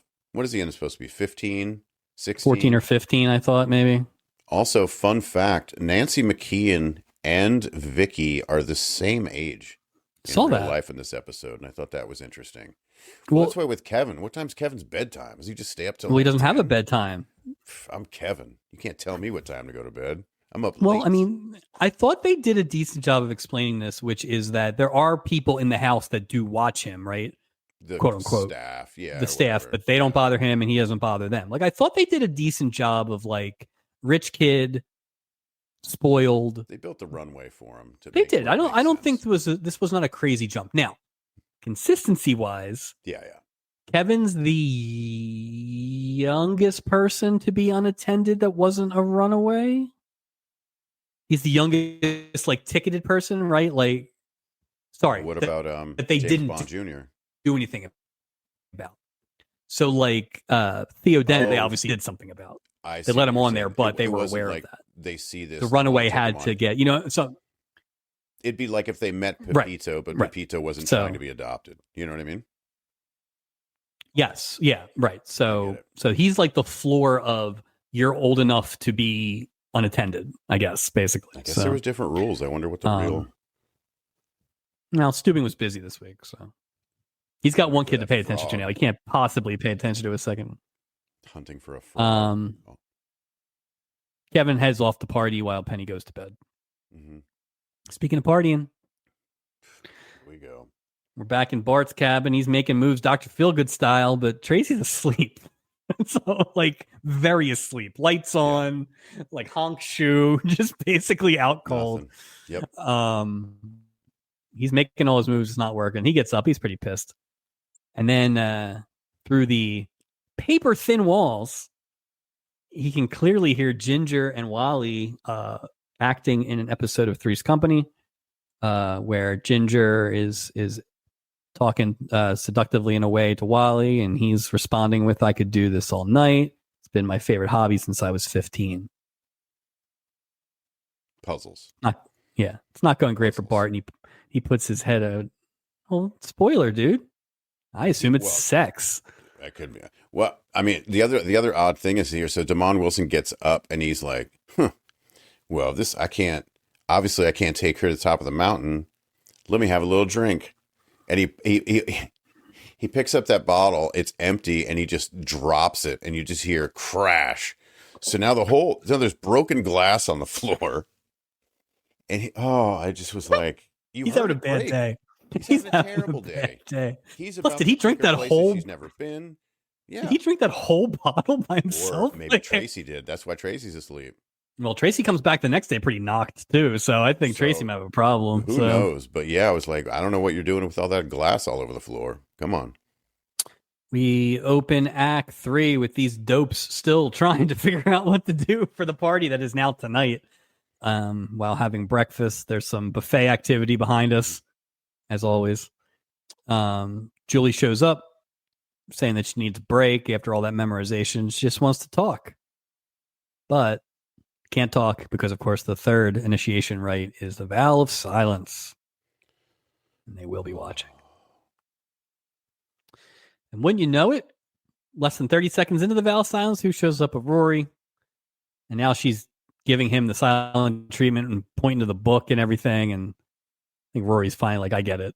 Rory's just a fool. Rory is a doormat. Come on. Yeah. So this kind of goes to what we were talking about. This is a very silly storyline, but fine. I can see this after this happening. Just Rory just launches himself over the edge. Like, screw this. I'm out of here. I'm the travel agent. I don't need this. That's why it would have meant more if you started with some sort of past with them. There was no foundation for this character. This guy just looked like a fool for 45 minutes. And it kind of made Julie look, I think it made Julie look more like a dick than it was intended to. Yeah. So I have no time for this. I'm trying to join this. All right, Julie. Like they should have let her be distracted while with him or something. Like it was just, didn't need this. It was a fat brush of stupid that they were trying to apply to her. I think we have said that we really enjoy the crew storylines. They have not been good this year, and I don't know if it's because they're doing them kind of solo, where there's no guest star, or it's just Isaac? too much. Look at Isaac. How many has Isaac had this year? There haven't been many. There haven't been many. And honestly, it was funny. I was sitting there thinking this morning, I was like, I don't know if I would, but I might have to give Steubing the award if we did it today. Like, it's nobody's really distinguished themselves this season on the crew. No. So when I think of Gopher, I still think of last season. Doc really right. hasn't done much. Like when you actually sit and listen to the episodes and kind of see what we've done this season. And what we've seen with Julie, like she can't. It's not season one, you know? It's not season one, but she would probably get higher in the rankings just because she's had more to do. Right. But it only takes a couple episodes to flip that. It's just... Well, plus, if it's slim pickings, that vote's going to be close, you know? Steubing, because it's tough. You're gonna be tough for me to get Steubing an award because you're not going to have him anywhere close to the top. No, I think he should get an award. I just don't know. It's just got to fit. You know what I mean? I'm not against it. But I'm just saying, 10 episodes. Give him Cap of the Year. He's already got it once. What do you, Maplethorpe? What the guy's name was? So Winston. I'm so excited to accept my official award. He might show up. Oh, that'd be great. Steubing's here. Kevin runs into Penny and starts telling a tall tale about his evening the night before, saying he was dancing with that lady with the long legs. Penny's kind of bummed out about that and starts to talk about parents. Parents just don't understand, Mike. Sounds like a song. Huh? The upshot of this is Kevin admits pretty quickly that he was lying. He just went and had a lousy night in his room, just like Penny did, and asks why she's not upset that he lied to her. And she said, I get it. You're lonely just like me. So they're two sides of the same coin here. Cat's in the cradle, I guess. Anyway, they're going to try and meet up after practice. I hope it works out. The officer of the watch informs us that we have arrived in Manzanillo. Is this the first time we've been in Manzanillo? I believe so. It does not sound familiar. Did not ring a bell, which means here are some facts about Manzanillo. Fantastic. The first fact is it's like every other place you look up in this tour. It's basically, it's like known for its beaches and resorts and, water sports and things like that. And fine white sand. Yeah, it's all. The one interesting fact about Manzanillo was at the time of this filming in 1979, Manzanillo had become a bit of a celeb destination. Really? Been a real hot spot for hobnobbers. And the reason was because this is where the movie 10 was filmed in 1979. Okay. Starring, of course, Dudley Moore. Our good friend Dudley Moore. So apparently the hot run for Manzanillo did not last too long, but it was a bit of a popular destination during this time. Wait, was John Ritter in 10? John Ritter was in Skin Deep. Okay, that's what I was thinking of. Which is what you're thinking of, I think. Yeah. No, Dudley. Yeah. Interestingly enough, you know who else was in? I looked up 10 because I don't know that I've ever actually seen 10. It's Bo Derek, Dudley Moore, Julie Andrews. Sequel to it, Julie Andrews. Yeah. You know who else? Don't say it. Or have your boo button ready if you say it. You know who else was in it? Interestingly enough, Big Seamus himself, Brian Dennehy. Oh, I can't boo that. I was ready to. And you know what was interesting about that? Besides the Big Seamus, Little Seamus, was of course Bo Derek played Brian Dennehy's wife in Tommy Boy. Yeah, that was There's the connection. Did the age? I wonder what the age. I feel like Dennehy's probably not as old as you think, or wasn't as old as you think. Probably older than we think. Right? Yeah. So, what an icon she was in the '80s. Like just the name Bo Derek. Oh yeah. You thought of like Naked. Remember, she was in a movie called Tarzan the Ape Man. Legendary film where like you got to see some nudity, right? Like on HBO Cinemax when I was a kid. I never successfully saw the nudity part. I always mistimed it and just saw the Tarzan part. But that was she was huge sex symbol in the 80s. Yeah. And I will not do a Dudley Moore impression. No, she will not be on the boat. Neither one will ever be on the boat. No way. Dudley Moore definitely not. No. I guess the only thing is that like, do we get to like 85, 86 when she's on like her last legs kind of thing? Or I will say this is something interesting. So in doing the credits stuff for this week and kind of looking ahead to different episode summaries and stuff like that, there are occasional episodes where, man, I don't know any of the people in it. Yeah, I've seen some too. And you would think the further we get into the 80s, the more people we would know. So I don't work backwards for us. Yeah, more familiar. I saw that too, and I was like, I don't know any. I'll be curious. Players and I'll be curious. Like she's too big of a star. I think so too. Only. Yeah, and I guess I'm thinking in my mind as we get on the second half of this, as the show starts to dip, does the quality dip, and this becomes more of like older washed stars as opposed to current stars, so I guess it depends on what sort of promotional vehicle it turned into. And how much ABC really is right, like pushing sure people after a while, on there. They were like, it's more of a, not variety, but like a throwback. You're going to see Madam, you're going to see Willie Tyler. Yeah, exactly. Oh, Willie Tyler's going to be on here, by the way. We're not done with ventriloquism on this project. There's zero chance. Oh, I hope not. It was funny. I'm watching the Muppet Show with my son, which is great and has a lot of Love Boat crossover that we will save. We will save that for a different episode. But Charlie MacArthur and Edgar Bergen were on, and I was like, "Well, let me double check." Charlie McCarthy, sir. Sorry, not Charlie MacArthur. That's a different puppet. That's didn't he get fired because he wanted to take China? Isn't that one? Didn't he smoke like a corncob pipe in the Navy? Anyway, more to come on that connection because I will say 50% of the hosts on the Muppet Show so far have been on the Love Boat. So fantastic. Huge Muppet Show fan. I'm always looking for our next project.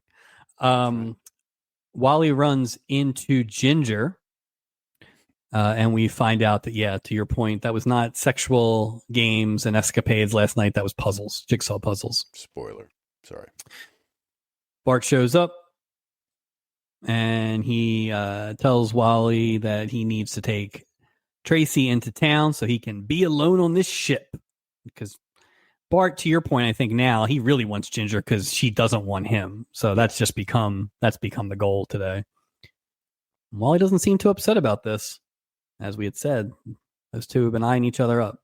This is where there's a funny take. Bart kind of looks at Tracy and Wally walking off, and then he takes a second. He goes, "Nah," and he almost kind of looks into the camera. It was just that thing, but it tremendous. Was good. Tremendous. Was so good in this episode. Vicky and Julie are playing cards, and Vicky is winning. Steubing, father of the year, shows up to find his daughter. Are you done your homework? This is all he knows, right? It just keeps asking about homework. Vegetables and homework. Vegetables, homework, work for me. So Vicky leaves, and Julie's kind of distracted because she no-sold one of Steubing's classic jokes. And she tries to explain, about the Brotherhood of the Sea, and Steubing's not understanding what it is. And I think at one point he thought she was in some sort of cult. So he did seem a little concerned. Why wouldn't Steubing go, like, what are you talking about? Yeah. Well, he can't show weakness. No, that's just it. Cannot never admit even the smallest defeat. Right. Yeah. So then this helps Julie figure out that there is no Brotherhood of the Sea, because clearly if there was, the Captain of the Year would know about it. You would think. Yeah. And she's pissed, and she is out of there. And Steubing's no idea what's happening. She's clueless. For a captain that's supposed to be like on top of things, just nothing. It's funny because this is one of the advantages to me of having Vicky is you can stick him in this corner, give him a couple dad things to do, and he doesn't really affect the episode. No, he gets more of like a Lassard type of role. This was 100% Lassard this week, and not every week because I enjoy Steubing a lot, but when there's no sense popping him in there and making a mess of his 3 minutes, right? There, so you don't have to use him. Exactly. Like we know where he is. Yeah. Eating. Penny is practicing again, but it's not going well, Mike. Concentration's all over the place. She's distracted. You learn to concentrate. Well, maybe it's because there's 1,000 people in this spa doing random exercise. There's no room to do anything in this room. They're like in a hallway with just juice and hot tubs and. I mean, last time we were in here, there was enough room that Lyle Wagner could just carry what's her name out. Like, yeah. So. Now it's the most packed place in the world. Well, it's well equipped, and they put a balance beam in there. Yeah. So do they bring that? Like, there's no way they have a balance beam in this gym. Like, that would be. Why are they on this boat? Why did they take this cruise? It's the only place they could find a balance beam to practice on. Maybe. Oh no, my gym got shut down. So. I don't know. Yeah, why come on a cruise? Yeah. You just want to train. Just stay home. You have better facilities. Dad's up to something. Something bigger and way more sinister. Shadier, yeah. It's related to Airwolf. So, yeah. Ernest Borgnine is waiting to meet him. That's it. He's planting the seeds of that character. So, this is where Penny kind of has a bit of a breakdown, and she's, just kind of like, I just want you to be proud of me for what I want and all these kind of things. And it's just like, she's really like, she's coming to the conclusion that this gymnast thing is not the be all end all, but she doesn't quite know how to explain it because she's 12 or whatever she is. Well, and she just took Kevin's words essentially. And she's like, I'm fed up because Kevin told me that I should be fed up. Like, I don't want to stoop and ribbon. Like, it was just, it was a lot from a 12-year-old. I also think it's that thing where, is this literally the first time that she's been exposed to normal life? To people. Yeah. The only time she sees another person is at a competition. He's home. I'll tell you, Mr. Barrett is a homeschool teacher, and that's why he goes by Mr. Barrett. There's no way she's like interacting with regular people because she's clueless. So this is where Daddy's pride, I think, comes in, because she said that all she wants is for him to be proud of her for being herself. And she storms out, and we get a nice shot of Alex Cord's workout clothes as he does one of these, hands over the head. Kids, right? He had a big old collar on that thing. It wasn't even a hood. It looked was just comfy, this though. Big butterfly. It looked super soft and comfy. Between him and what Bud Pomeroy was wearing a few weeks ago, the workout clothing this season has improved greatly since like whatever Ray Bolger was wearing. Oh, yeah. Oh, the yellow canary. Had a nice sweatsuit on. Nice. That red baby. Yeah, that was looking nice. And plus, it gives plenty of room to show off that sweet, sweet herringbone chain of his. That kid's loaded. got some... You must be loaded with a big chain like that on, Kevin. Yeah. Ginger. It's the other half of the locket for his missing parents. That's what it is. Yeah, they are missing too, by the way. Rooster. Ginger and Bart are getting kind of friendly downstairs in the entranceway, which is just a terrible place to do this. A little risky. What are you, Ken Berry? I was just going to say that. What are you in make out, well-lit corner? What are we doing? Tracy and Wally come back in. Of course, at this time, Tracy is knee-deep in tequila, but she's not blind drunk. She spots Bart right over there, and she quickly puts together that this was the whole reason behind the trip and her having to go with Wally and F y'all, basically. Basically, yeah. Julie is filling Rory in on what happened and how she's going to murder the three men, basically. That's funny. Rory's like, well, I mean, okay, cool. Glad that you're telling me this now. Why don't we just not worry about it and we can go do stuff? And she's like, nope, we'll bury them at sea. Oh, boy. Yeah. Which, again, I like the performance of it. I just don't think it's true to Julie being 100%. Like that. But like, it was very funny. Like, it was very, so. I agree. I don't think it's bad acting. I think it's bad character writing for a third season character. So you can only do as much as you're handed too. I mean, it's just the words on the page are the words on the page. Yeah. I mean, Bob Crane would have made gold out of it, but this isn't the Bob Crane vehicle anymore. I just don't like a mean Julie. I guess that's that's probably not fair, but I just don't love a mean Julie. Like, not like this. Like, but they'll you know what? I'm going to give them the time and grace to figure it out because they figured out snooping. Fair so enough. I think they'll figure it out. But Well, I think they're shift. in. It's a shift. It's a shift. Yeah. Act 4. Penny is still upset about telling off her dad. But Kevin is there to lend a shoulder to cry on and some lips to smooch on. Smooch time. It is smooch o'clock, and these two are going to town. But who comes flying down the steps like he's stooping when a relative shows up? Every time. Oh, my God, it's Mr. Barrett. And he's like, get the hell out of here. Get your face off my daughter's face. Yeah. So he sends Penny back to the cabin, and then he's going to have a bit of a talk with this boy Kevin. And I mean, this is stretch out here, boys. We got some acting to do. Well, Mr. Barrett, let me just say this. There's no way Mr. Barrett's having a conversation at this point. If he's this obsessed and this sort of a helicopter parent, there's no way he's not just picking this kid up and just throwing him somewhere. Just something. Locking him in a closet with that dead magician. Something is happening here. So the one thing I'll give... I enjoyed this scene because, again, it did have me on the edge. This is where we watch something in 1979 and you're like, I guess he could hit the kid, right? It doesn't seem out of... Exactly. It wasn't 100% no. Right. Like, he could hit the kid and probably not get in trouble because he's an adult. Or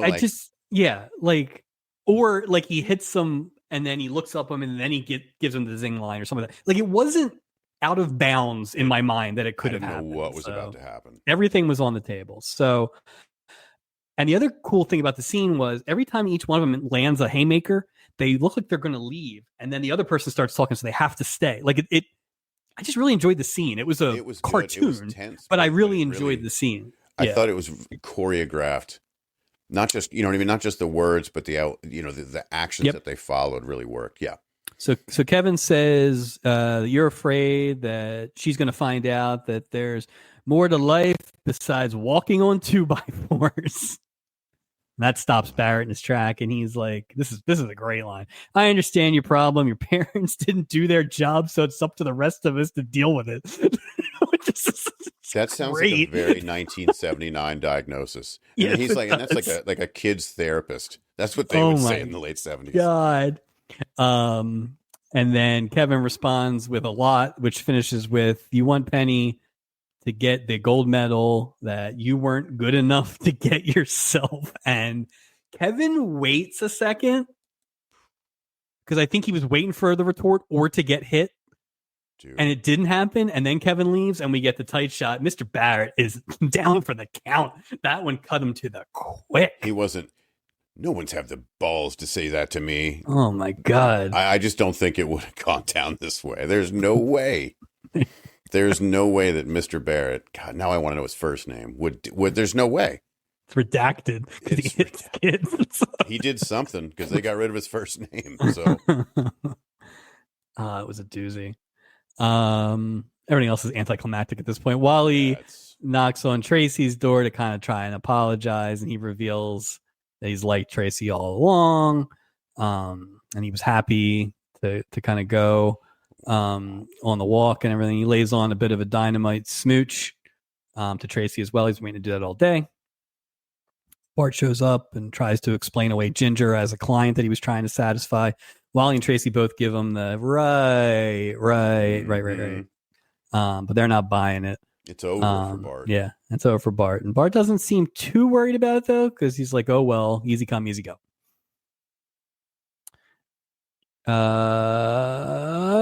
Quick smash. Mr. Barrett is talking to Penny. She's crying, and she's apologizing for crying and for yelling and for not practicing and for kissing a boy. And he's like, all over. Yeah. Penny, I'm such an idiot. I can't believe I didn't see what was happening. Your friend Kevin told me you might be interested in disco. So I've done a terrible thing. Yeah.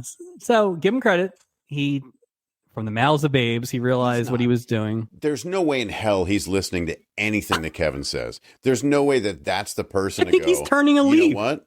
He's not turning a leaf. There's no way that guy Kevin, just based on like character types, is saying that and him going, you know what? Let me go back and get that drink and sit back at the table and take a good hard look at myself. He's not. He Maybe, wants gold. maybe I can be damn an Olympic champion of self-reflection. something like he. It was so fast. I get it. It was just like that's not Mr. Barrett, or he's hiding it. As soon as they leave the boat, he's gonna Kevin. Well, you know, do you think that's why he gave him the address to go to his house? it's not. That's not his house. Yeah. That's exactly what it is. This kid's breaking into my house. Harvey Keitel's gonna show up. He's like, let's have a talk. Just something's bad's gonna happen to Kevin. Poor Kevin. He was never on the show again, so he never really had a career for this. He ruined his career. No, he ruined it. He killed Stephen Manley. He didn't even kill Kevin. That's how mad Mr. Barrett was. Anyway, Dad's like, go disco and with your boy there. So all's well that ends well. Vicky is walking a blindfolded Julie in the middle of the night through the deck, which is 100% what Buddy Stanfield dating was like. Also, great parenting, Stubing.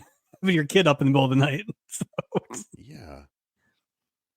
Vicky says that this is all part of the initiation of the Brotherhood of the Sea. Julie starts to get pissed about this because she knows it's fake, but Vicky just asks her not to ruin the surprise. Wow. We get into what I think is the Acapulco Lounge. Maybe. I think this was on the dance floor. I don't know, but all this planning resulted in a banner and a cake.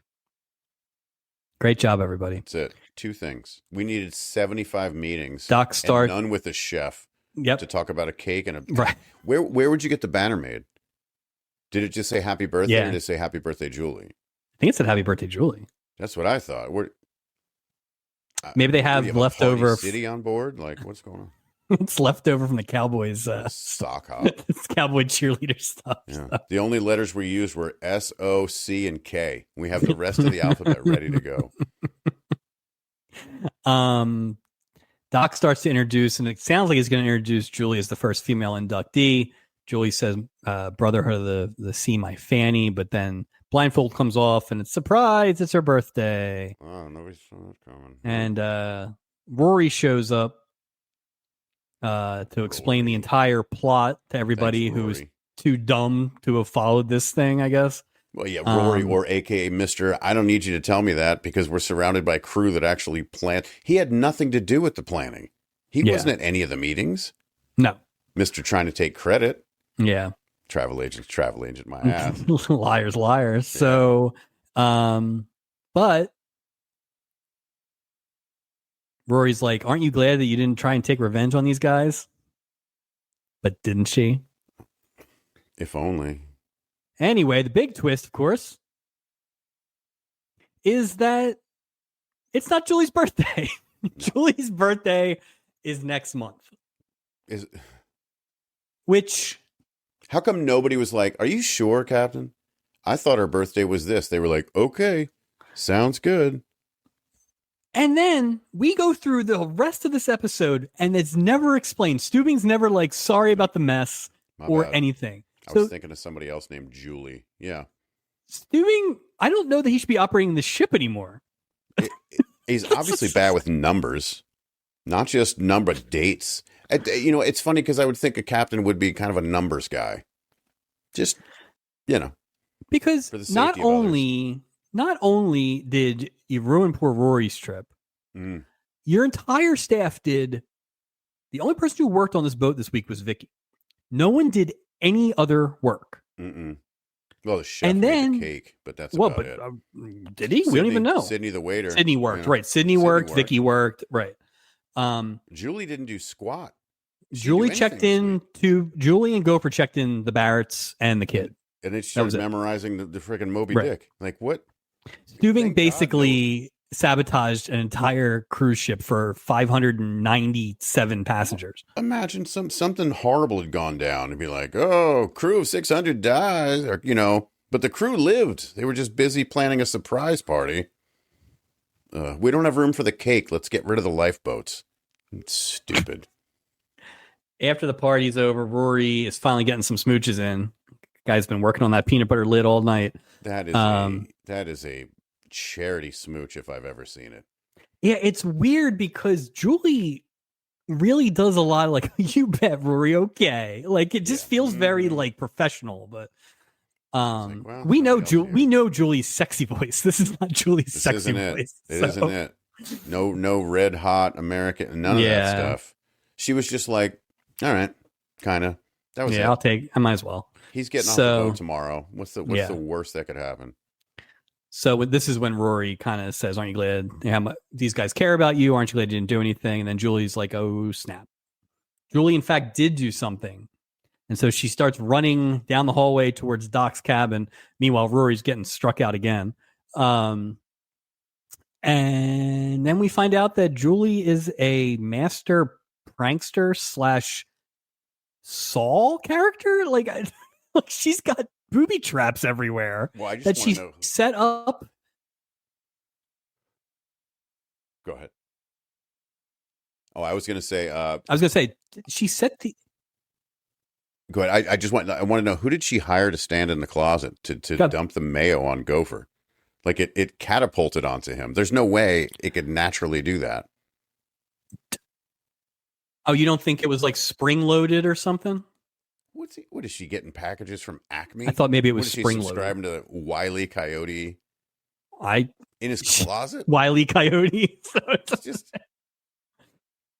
But yeah, somehow because it's not like she found out 3 days ago, right? She found out whenever she was playing cards with Vicky. So she must have had him on deck. 10 hours.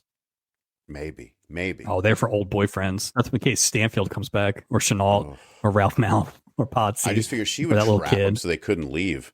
She wouldn't want mayo on him. True. She would just be like, so you can't walk. Like a Misery type situation, dirty birdie. Yeah, so Doc's bed collapse. Isaac gets paint, pasta, mayonnaise, mustard. It was. I don't know. Mustard. Lemon meringue. Okay. I don't know what it was. And then, but they all get pranked. Classic pranks. It's like the end of The Godfather. They just are going through all these hits. And then they all go to Julie's cabin. Good thing there's no tomato plants on board. Just to get that last. That's going to be Stubing's last scene. Kevin. Picking tomato plants on board, and then that's how it happens. They all go to Julie's cabin, like they're monsters. Like they all just are kind of like, yeah. So, Julie slams the door and she gets away with it. Act 5. They're waiting for her all night. Like, you got to come out sometime, Julie. What are you going to squeeze out the porthole? I'm covered in mustard and I'm posing. So is Rory in the cabin? I don't think so. Okay, so I have a question Rory's about seen the inside of her cabin. I don't think so. No. So, Act 5. The Barretts run into Kevin. And this is where Mr. Barrett gives them their address and phone number and invites Kevin to come over in case he just needs a friend or whatever, right? Or to be murdered.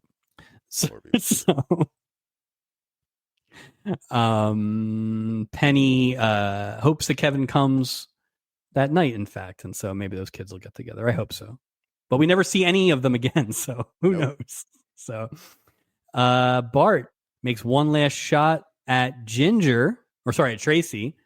But she's got eyes. She's got Wally goggles at this point now, and says that she calls him Sugar, and that's where we get probably the most Jimmy Walker we got in this episode, which is that's right, because I'm sweet and I am refined. So he wanted it was right there. Yeah. Bart goes, or Ginger actually tracks down Bart. And so he's probably like, okay, I got a backup plan here. Yeah. Ginger's like, nope. Whatever dumping you just got, take 2.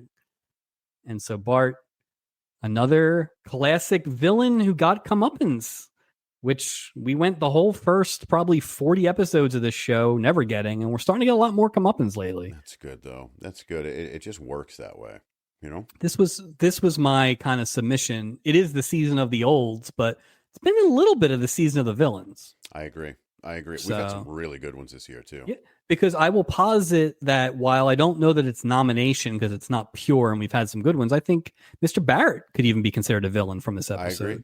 Oh, I definitely think so. I definitely think so. Yeah. So, That category is flush, even though we already know who's going to win. So yeah, wait, right. Yeah, so we're all playing for second, boys. All right. Rory asks Julie. Mr. Barrett's used to competing for third, so yeah, we got to put him third in something. Yeah. He loves bronze. Oh God. Rory asks Julie if he gave her a birthday kiss, and she said, "Yeah, up till I'm about 100." So, business or just smooches? She smooches. She just let him. Like, she felt bad. She's like, "Do what you got to do. Okay. You want to smooch me, smooch me. I don't." So care. no intercourse this season yet. I'm thinking then, right? I don't think anybody's actually gotten any action on this boat. Yeah, so very very prudish season versus like season 1. The horn dogs are going to be tough to come by this year. I think they're going to really stand out.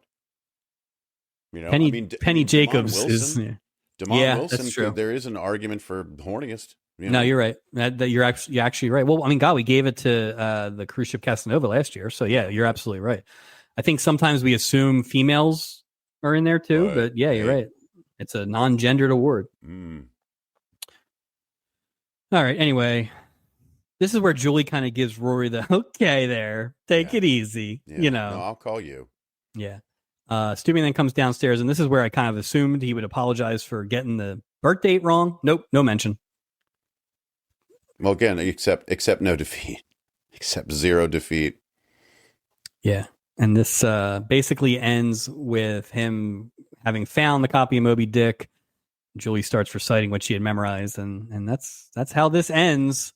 A very interesting, albeit maybe not great, episode 10 for this season. Could be worse. Could be Absolutely. Worse. Could be better. It's not the worst thing. It's in the middle.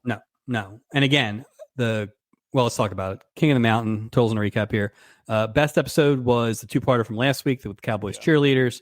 Yeah. Worst episode is episode 2, which is the Gentleman's Gentleman, the sock hop, and the Stages of Love. Yeah. But again, to our conversation about the floor, even that's not horrendous, but this is far better than this. This goes into that. The 2-parters are so much better than everything we've watched this year. Yeah. That this is probably at the top half of the other stuff we've watched this year. It's almost, when I look at this and I look at how good the 2-parter was, I'm like, well, it's not fair to put this in the same, because is it fair to pick a 2-part episode as the best episode? Because there's so many more opportunities to get things in. I don't think it's fair to automatically pick it or disqualify it, right?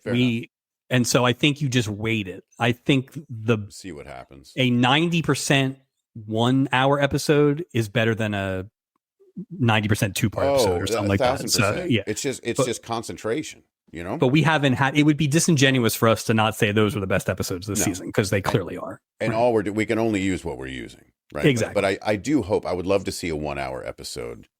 Yes, be the best episode, but we'll see. But I guess I'll be curious, because if the third 2-parter we have this year is then one of the 3 best episodes we've seen, then it does feel like they're putting all their eggs in the 2-part baskets. So that'll be interesting. Captain of the Week. This is easy for me, man. What you pick first, because sometimes I think I steal a little thunder when I pick mine. So I'm going with Damon Wilson. I thought he was amazing. I mean, I thought it from that first scene where he literally changed his voice.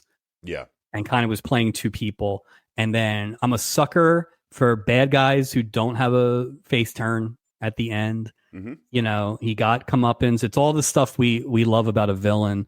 But he stuck to himself. That was the thing. And that's what we talk about. A villain is a villain is a villain is a villain. And if they kind of like live that role, even in the face of adversity, they're still being the villain. Yeah, I think like the one from earlier this season, I think there's some parallels here. Mm-hmm. Absolutely. Like Bart's going to be Bart. On the boat, off the boat, he's the same thing. He's going to get in the same thing. He'll hire a new guy, like whatever it is. It's not changing. And there was just so much like unspoken stuff. Yeah. With the physical stuff. And like you said, the clothes. And it was really good. To the table, man. I really enjoyed it. And again, not a intricate storyline, right? I mean, it's No. pretty basic. Everybody else was fine, but he was carrying that thing. Let me ask you this. If we were making an all-star, a season-specific all-star cast, guests and crew, for this season, do you think Damon Wilson has a strong chance on making that all-star team? Oh, he's is it that strong? he's the. This is why I feel like I need to start going back and listening to this season's episodes to make sure I have. But I would say he is the best or as good as any non-old male lead we've had this season. That makes sense. Yeah, I agree. And I'm not saying he's not better than some of those olds, but I'm just kind of separating them in my head. We got to see more. You know what I mean? I think you have to see more to really. But we haven't had a lot of good young. We haven't had a lot of good young people this year. So Christopher George ain't young either. So. Right. I mean, he's barely young in the context of what we're talking about. But how old's Damon Wilson in this? Do you think 30s? 30s or 40s. 40s. It's like so. But compared to the olds, a hell of a lot younger than the season of the olds we've been dealing with. No, exactly. No, he was really good. Also, you know what? Shout out to both kids. They were really good. They got Kearns, man. The one who got Kearns, that's ridiculous. And then Nancy McKeon was good because it's like it is very different. We saw her act completely different in 2 years for 10 years, right? It's like that was in cars, right? Yeah, right. So no, I thought that was really good. I think probably the best 2 kid performances we've seen this year. Not that we've seen a lot, but I agree. I think Kevin was great. Yeah. Worst of the week, walk the plank. Rory Daniels, man. As a character, just this wet paper towel, just nothing. He didn't really bring anything. He was just sort of Julie doesn't. I don't know what the point of having him on the episode was. I thought he was pointless. It didn't really do anything. If they needed to do more or less, but this middle part didn't accomplish anything. Well, they didn't need him in that storyline. I thought they needed Kevin to have a portal more than they needed Rory Daniels to have a portal based on his link to that story, because it had nothing to do with him. It was a cruise. Or it should have been, like I said, a little bit in the beginning, and then to your point, it's more about them being interrupted by these things as opposed to Julie coming off like a cold fish kind of thing. And they sort of tried to make it look like Rory was an accomplice in all this. And I'm like, but he wasn't. Like, no, he was the travel agent's travel agent, and they didn't do anything. If they were like, hey, Rory, distract Julie while we do this. Okay, there's that link. There's no link. Rory was just horn dogging it up, and he just kept nothing. She put him on the pay no mind list. Until the end, she's like, hey, you can give me smooches, whatever. I am voting for stewing. Really? Because I mean, come on. Well, okay. He sabotaged the whole cruise. He did. He really did. I mean, there's no and then here's the thing. The getting it wrong thing I could have dealt with, but then they didn't address it. No. Come on. And nobody questioned him either. Are you sure? And it wasn't like, let me double check. Yeah, it is. What? Already? Didn't somebody say already in the beginning? It's Julie's birthday. I think somebody said already. Yeah, I'm like, wait. Yeah. Yeah, I normally would write Stubing down, even if he isn't the worst, but that makes sense. I can't argue with Rory Daniels or Stubing. Yeah. And I'll never argue against Stubing being on the plank. Yeah, I was going to say. But that's totals and a recap for this week. Plugs, hitting season Patreon absolutely hammered. It is Phillies playoff season. First place, Philadelphia Phillies. And this is the podcast you need. So grab your bat, your cap, and your Phillies pride. Crack open a beer and enjoy a weekly Phillies happy hour with Chris Jones, Justin Clue, and our very own Mike Robertson. Check out Absolutely Hammered on the Hitting Season Patreon. You can find us everywhere you find your audio podcasts. iTunes, Spotify, YouTube, iHeartRadio, Podcast Addict, Amazon Music, Podchaser, Player FM, Pocket Cast, Castbox, and my new favorite, Podbean. Please hit that subscribe button and don't be afraid to leave a review. It really helps. Also, check out our video podcast on YouTube. Also, hit that subscribe button, leave a review for us there. You can also find us on Instagram and Facebook. Look for weekly reels and updates. It's time to check the mailbag, Mike. All right. And we do have an email. Email titled Big Fan. What a great excellent. start. Like, that's a good subject. I love it. Hi, Mike and Mike. I love listening to your podcast as I'm a huge fan of 70s, 80s television shows. My favorite episode of Love Boat Project was number 59 because I couldn't stop cracking up at your comments, especially about Captain Steubing. That was the Vicky episode. Oh, right. And we were pro Steubing in that one. We were pro. I don't know. I have to go back and see what it's on. I mean, I'm not saying I didn't, but I don't know. I guess we had to get creative if we were. Keep it up was the very project. unusual. Right. As for right. Keep up the project, and I look forward to listening during my commute to work. P.S. Joan Van Ark was on Knots Landing, not Falcon Crest. Wait, was Falcon Crest the Dallas spinoff, or was Knots Landing the Dallas? I think this is what got us in trouble last time. Well, when I think Falcon Crest, all I think of is Lorenzo Lamas, but I don't know about Knots. That sounds right. Yeah. You know what? Sincerely, Diane.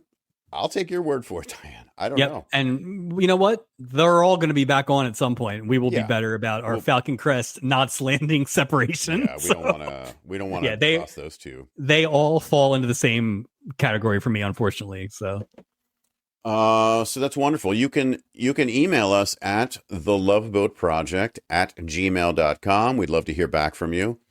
Next episode, Mike, I looked ahead, and boy, are we lucky. All right.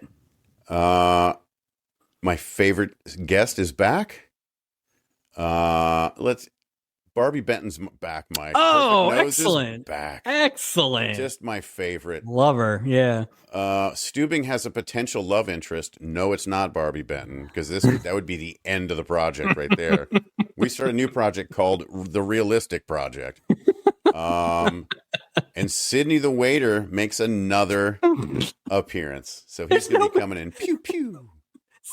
Sydney should not be making the synopsis. So wow. It looks like it could be another lean.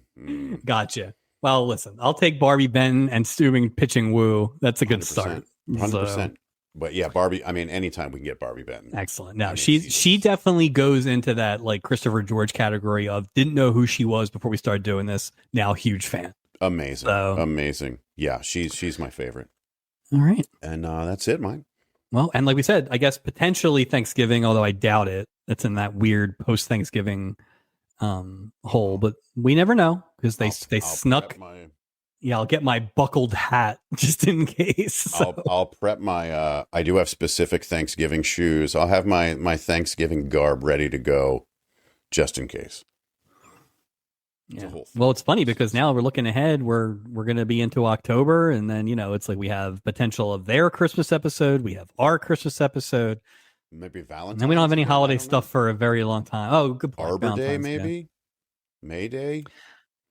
President's Day. I mean, St. Patty's Day seems easy, right? It'd be weird, I think, to go to Mexico for a St. Patrick's Day cruise. But I mean, I'm not saying it's green I mean, they've had English pub night. So I mean, so you just have an Irish guy on the boat that week. That's all. Yeah. Well, I think that next week we might get a nice Diwali celebration on the boat. So they're really going to, hey, I'm open to it. Give me any holiday. I like a holiday. I like a theme. Yeah, exactly. So it's not that hard, guys. But that's for next week. That will end our Olympic pimping fake birthday cult edition of the Love Boat Project. Thanks everyone for listening. Thank you, Mike. And we will talk to you again next week.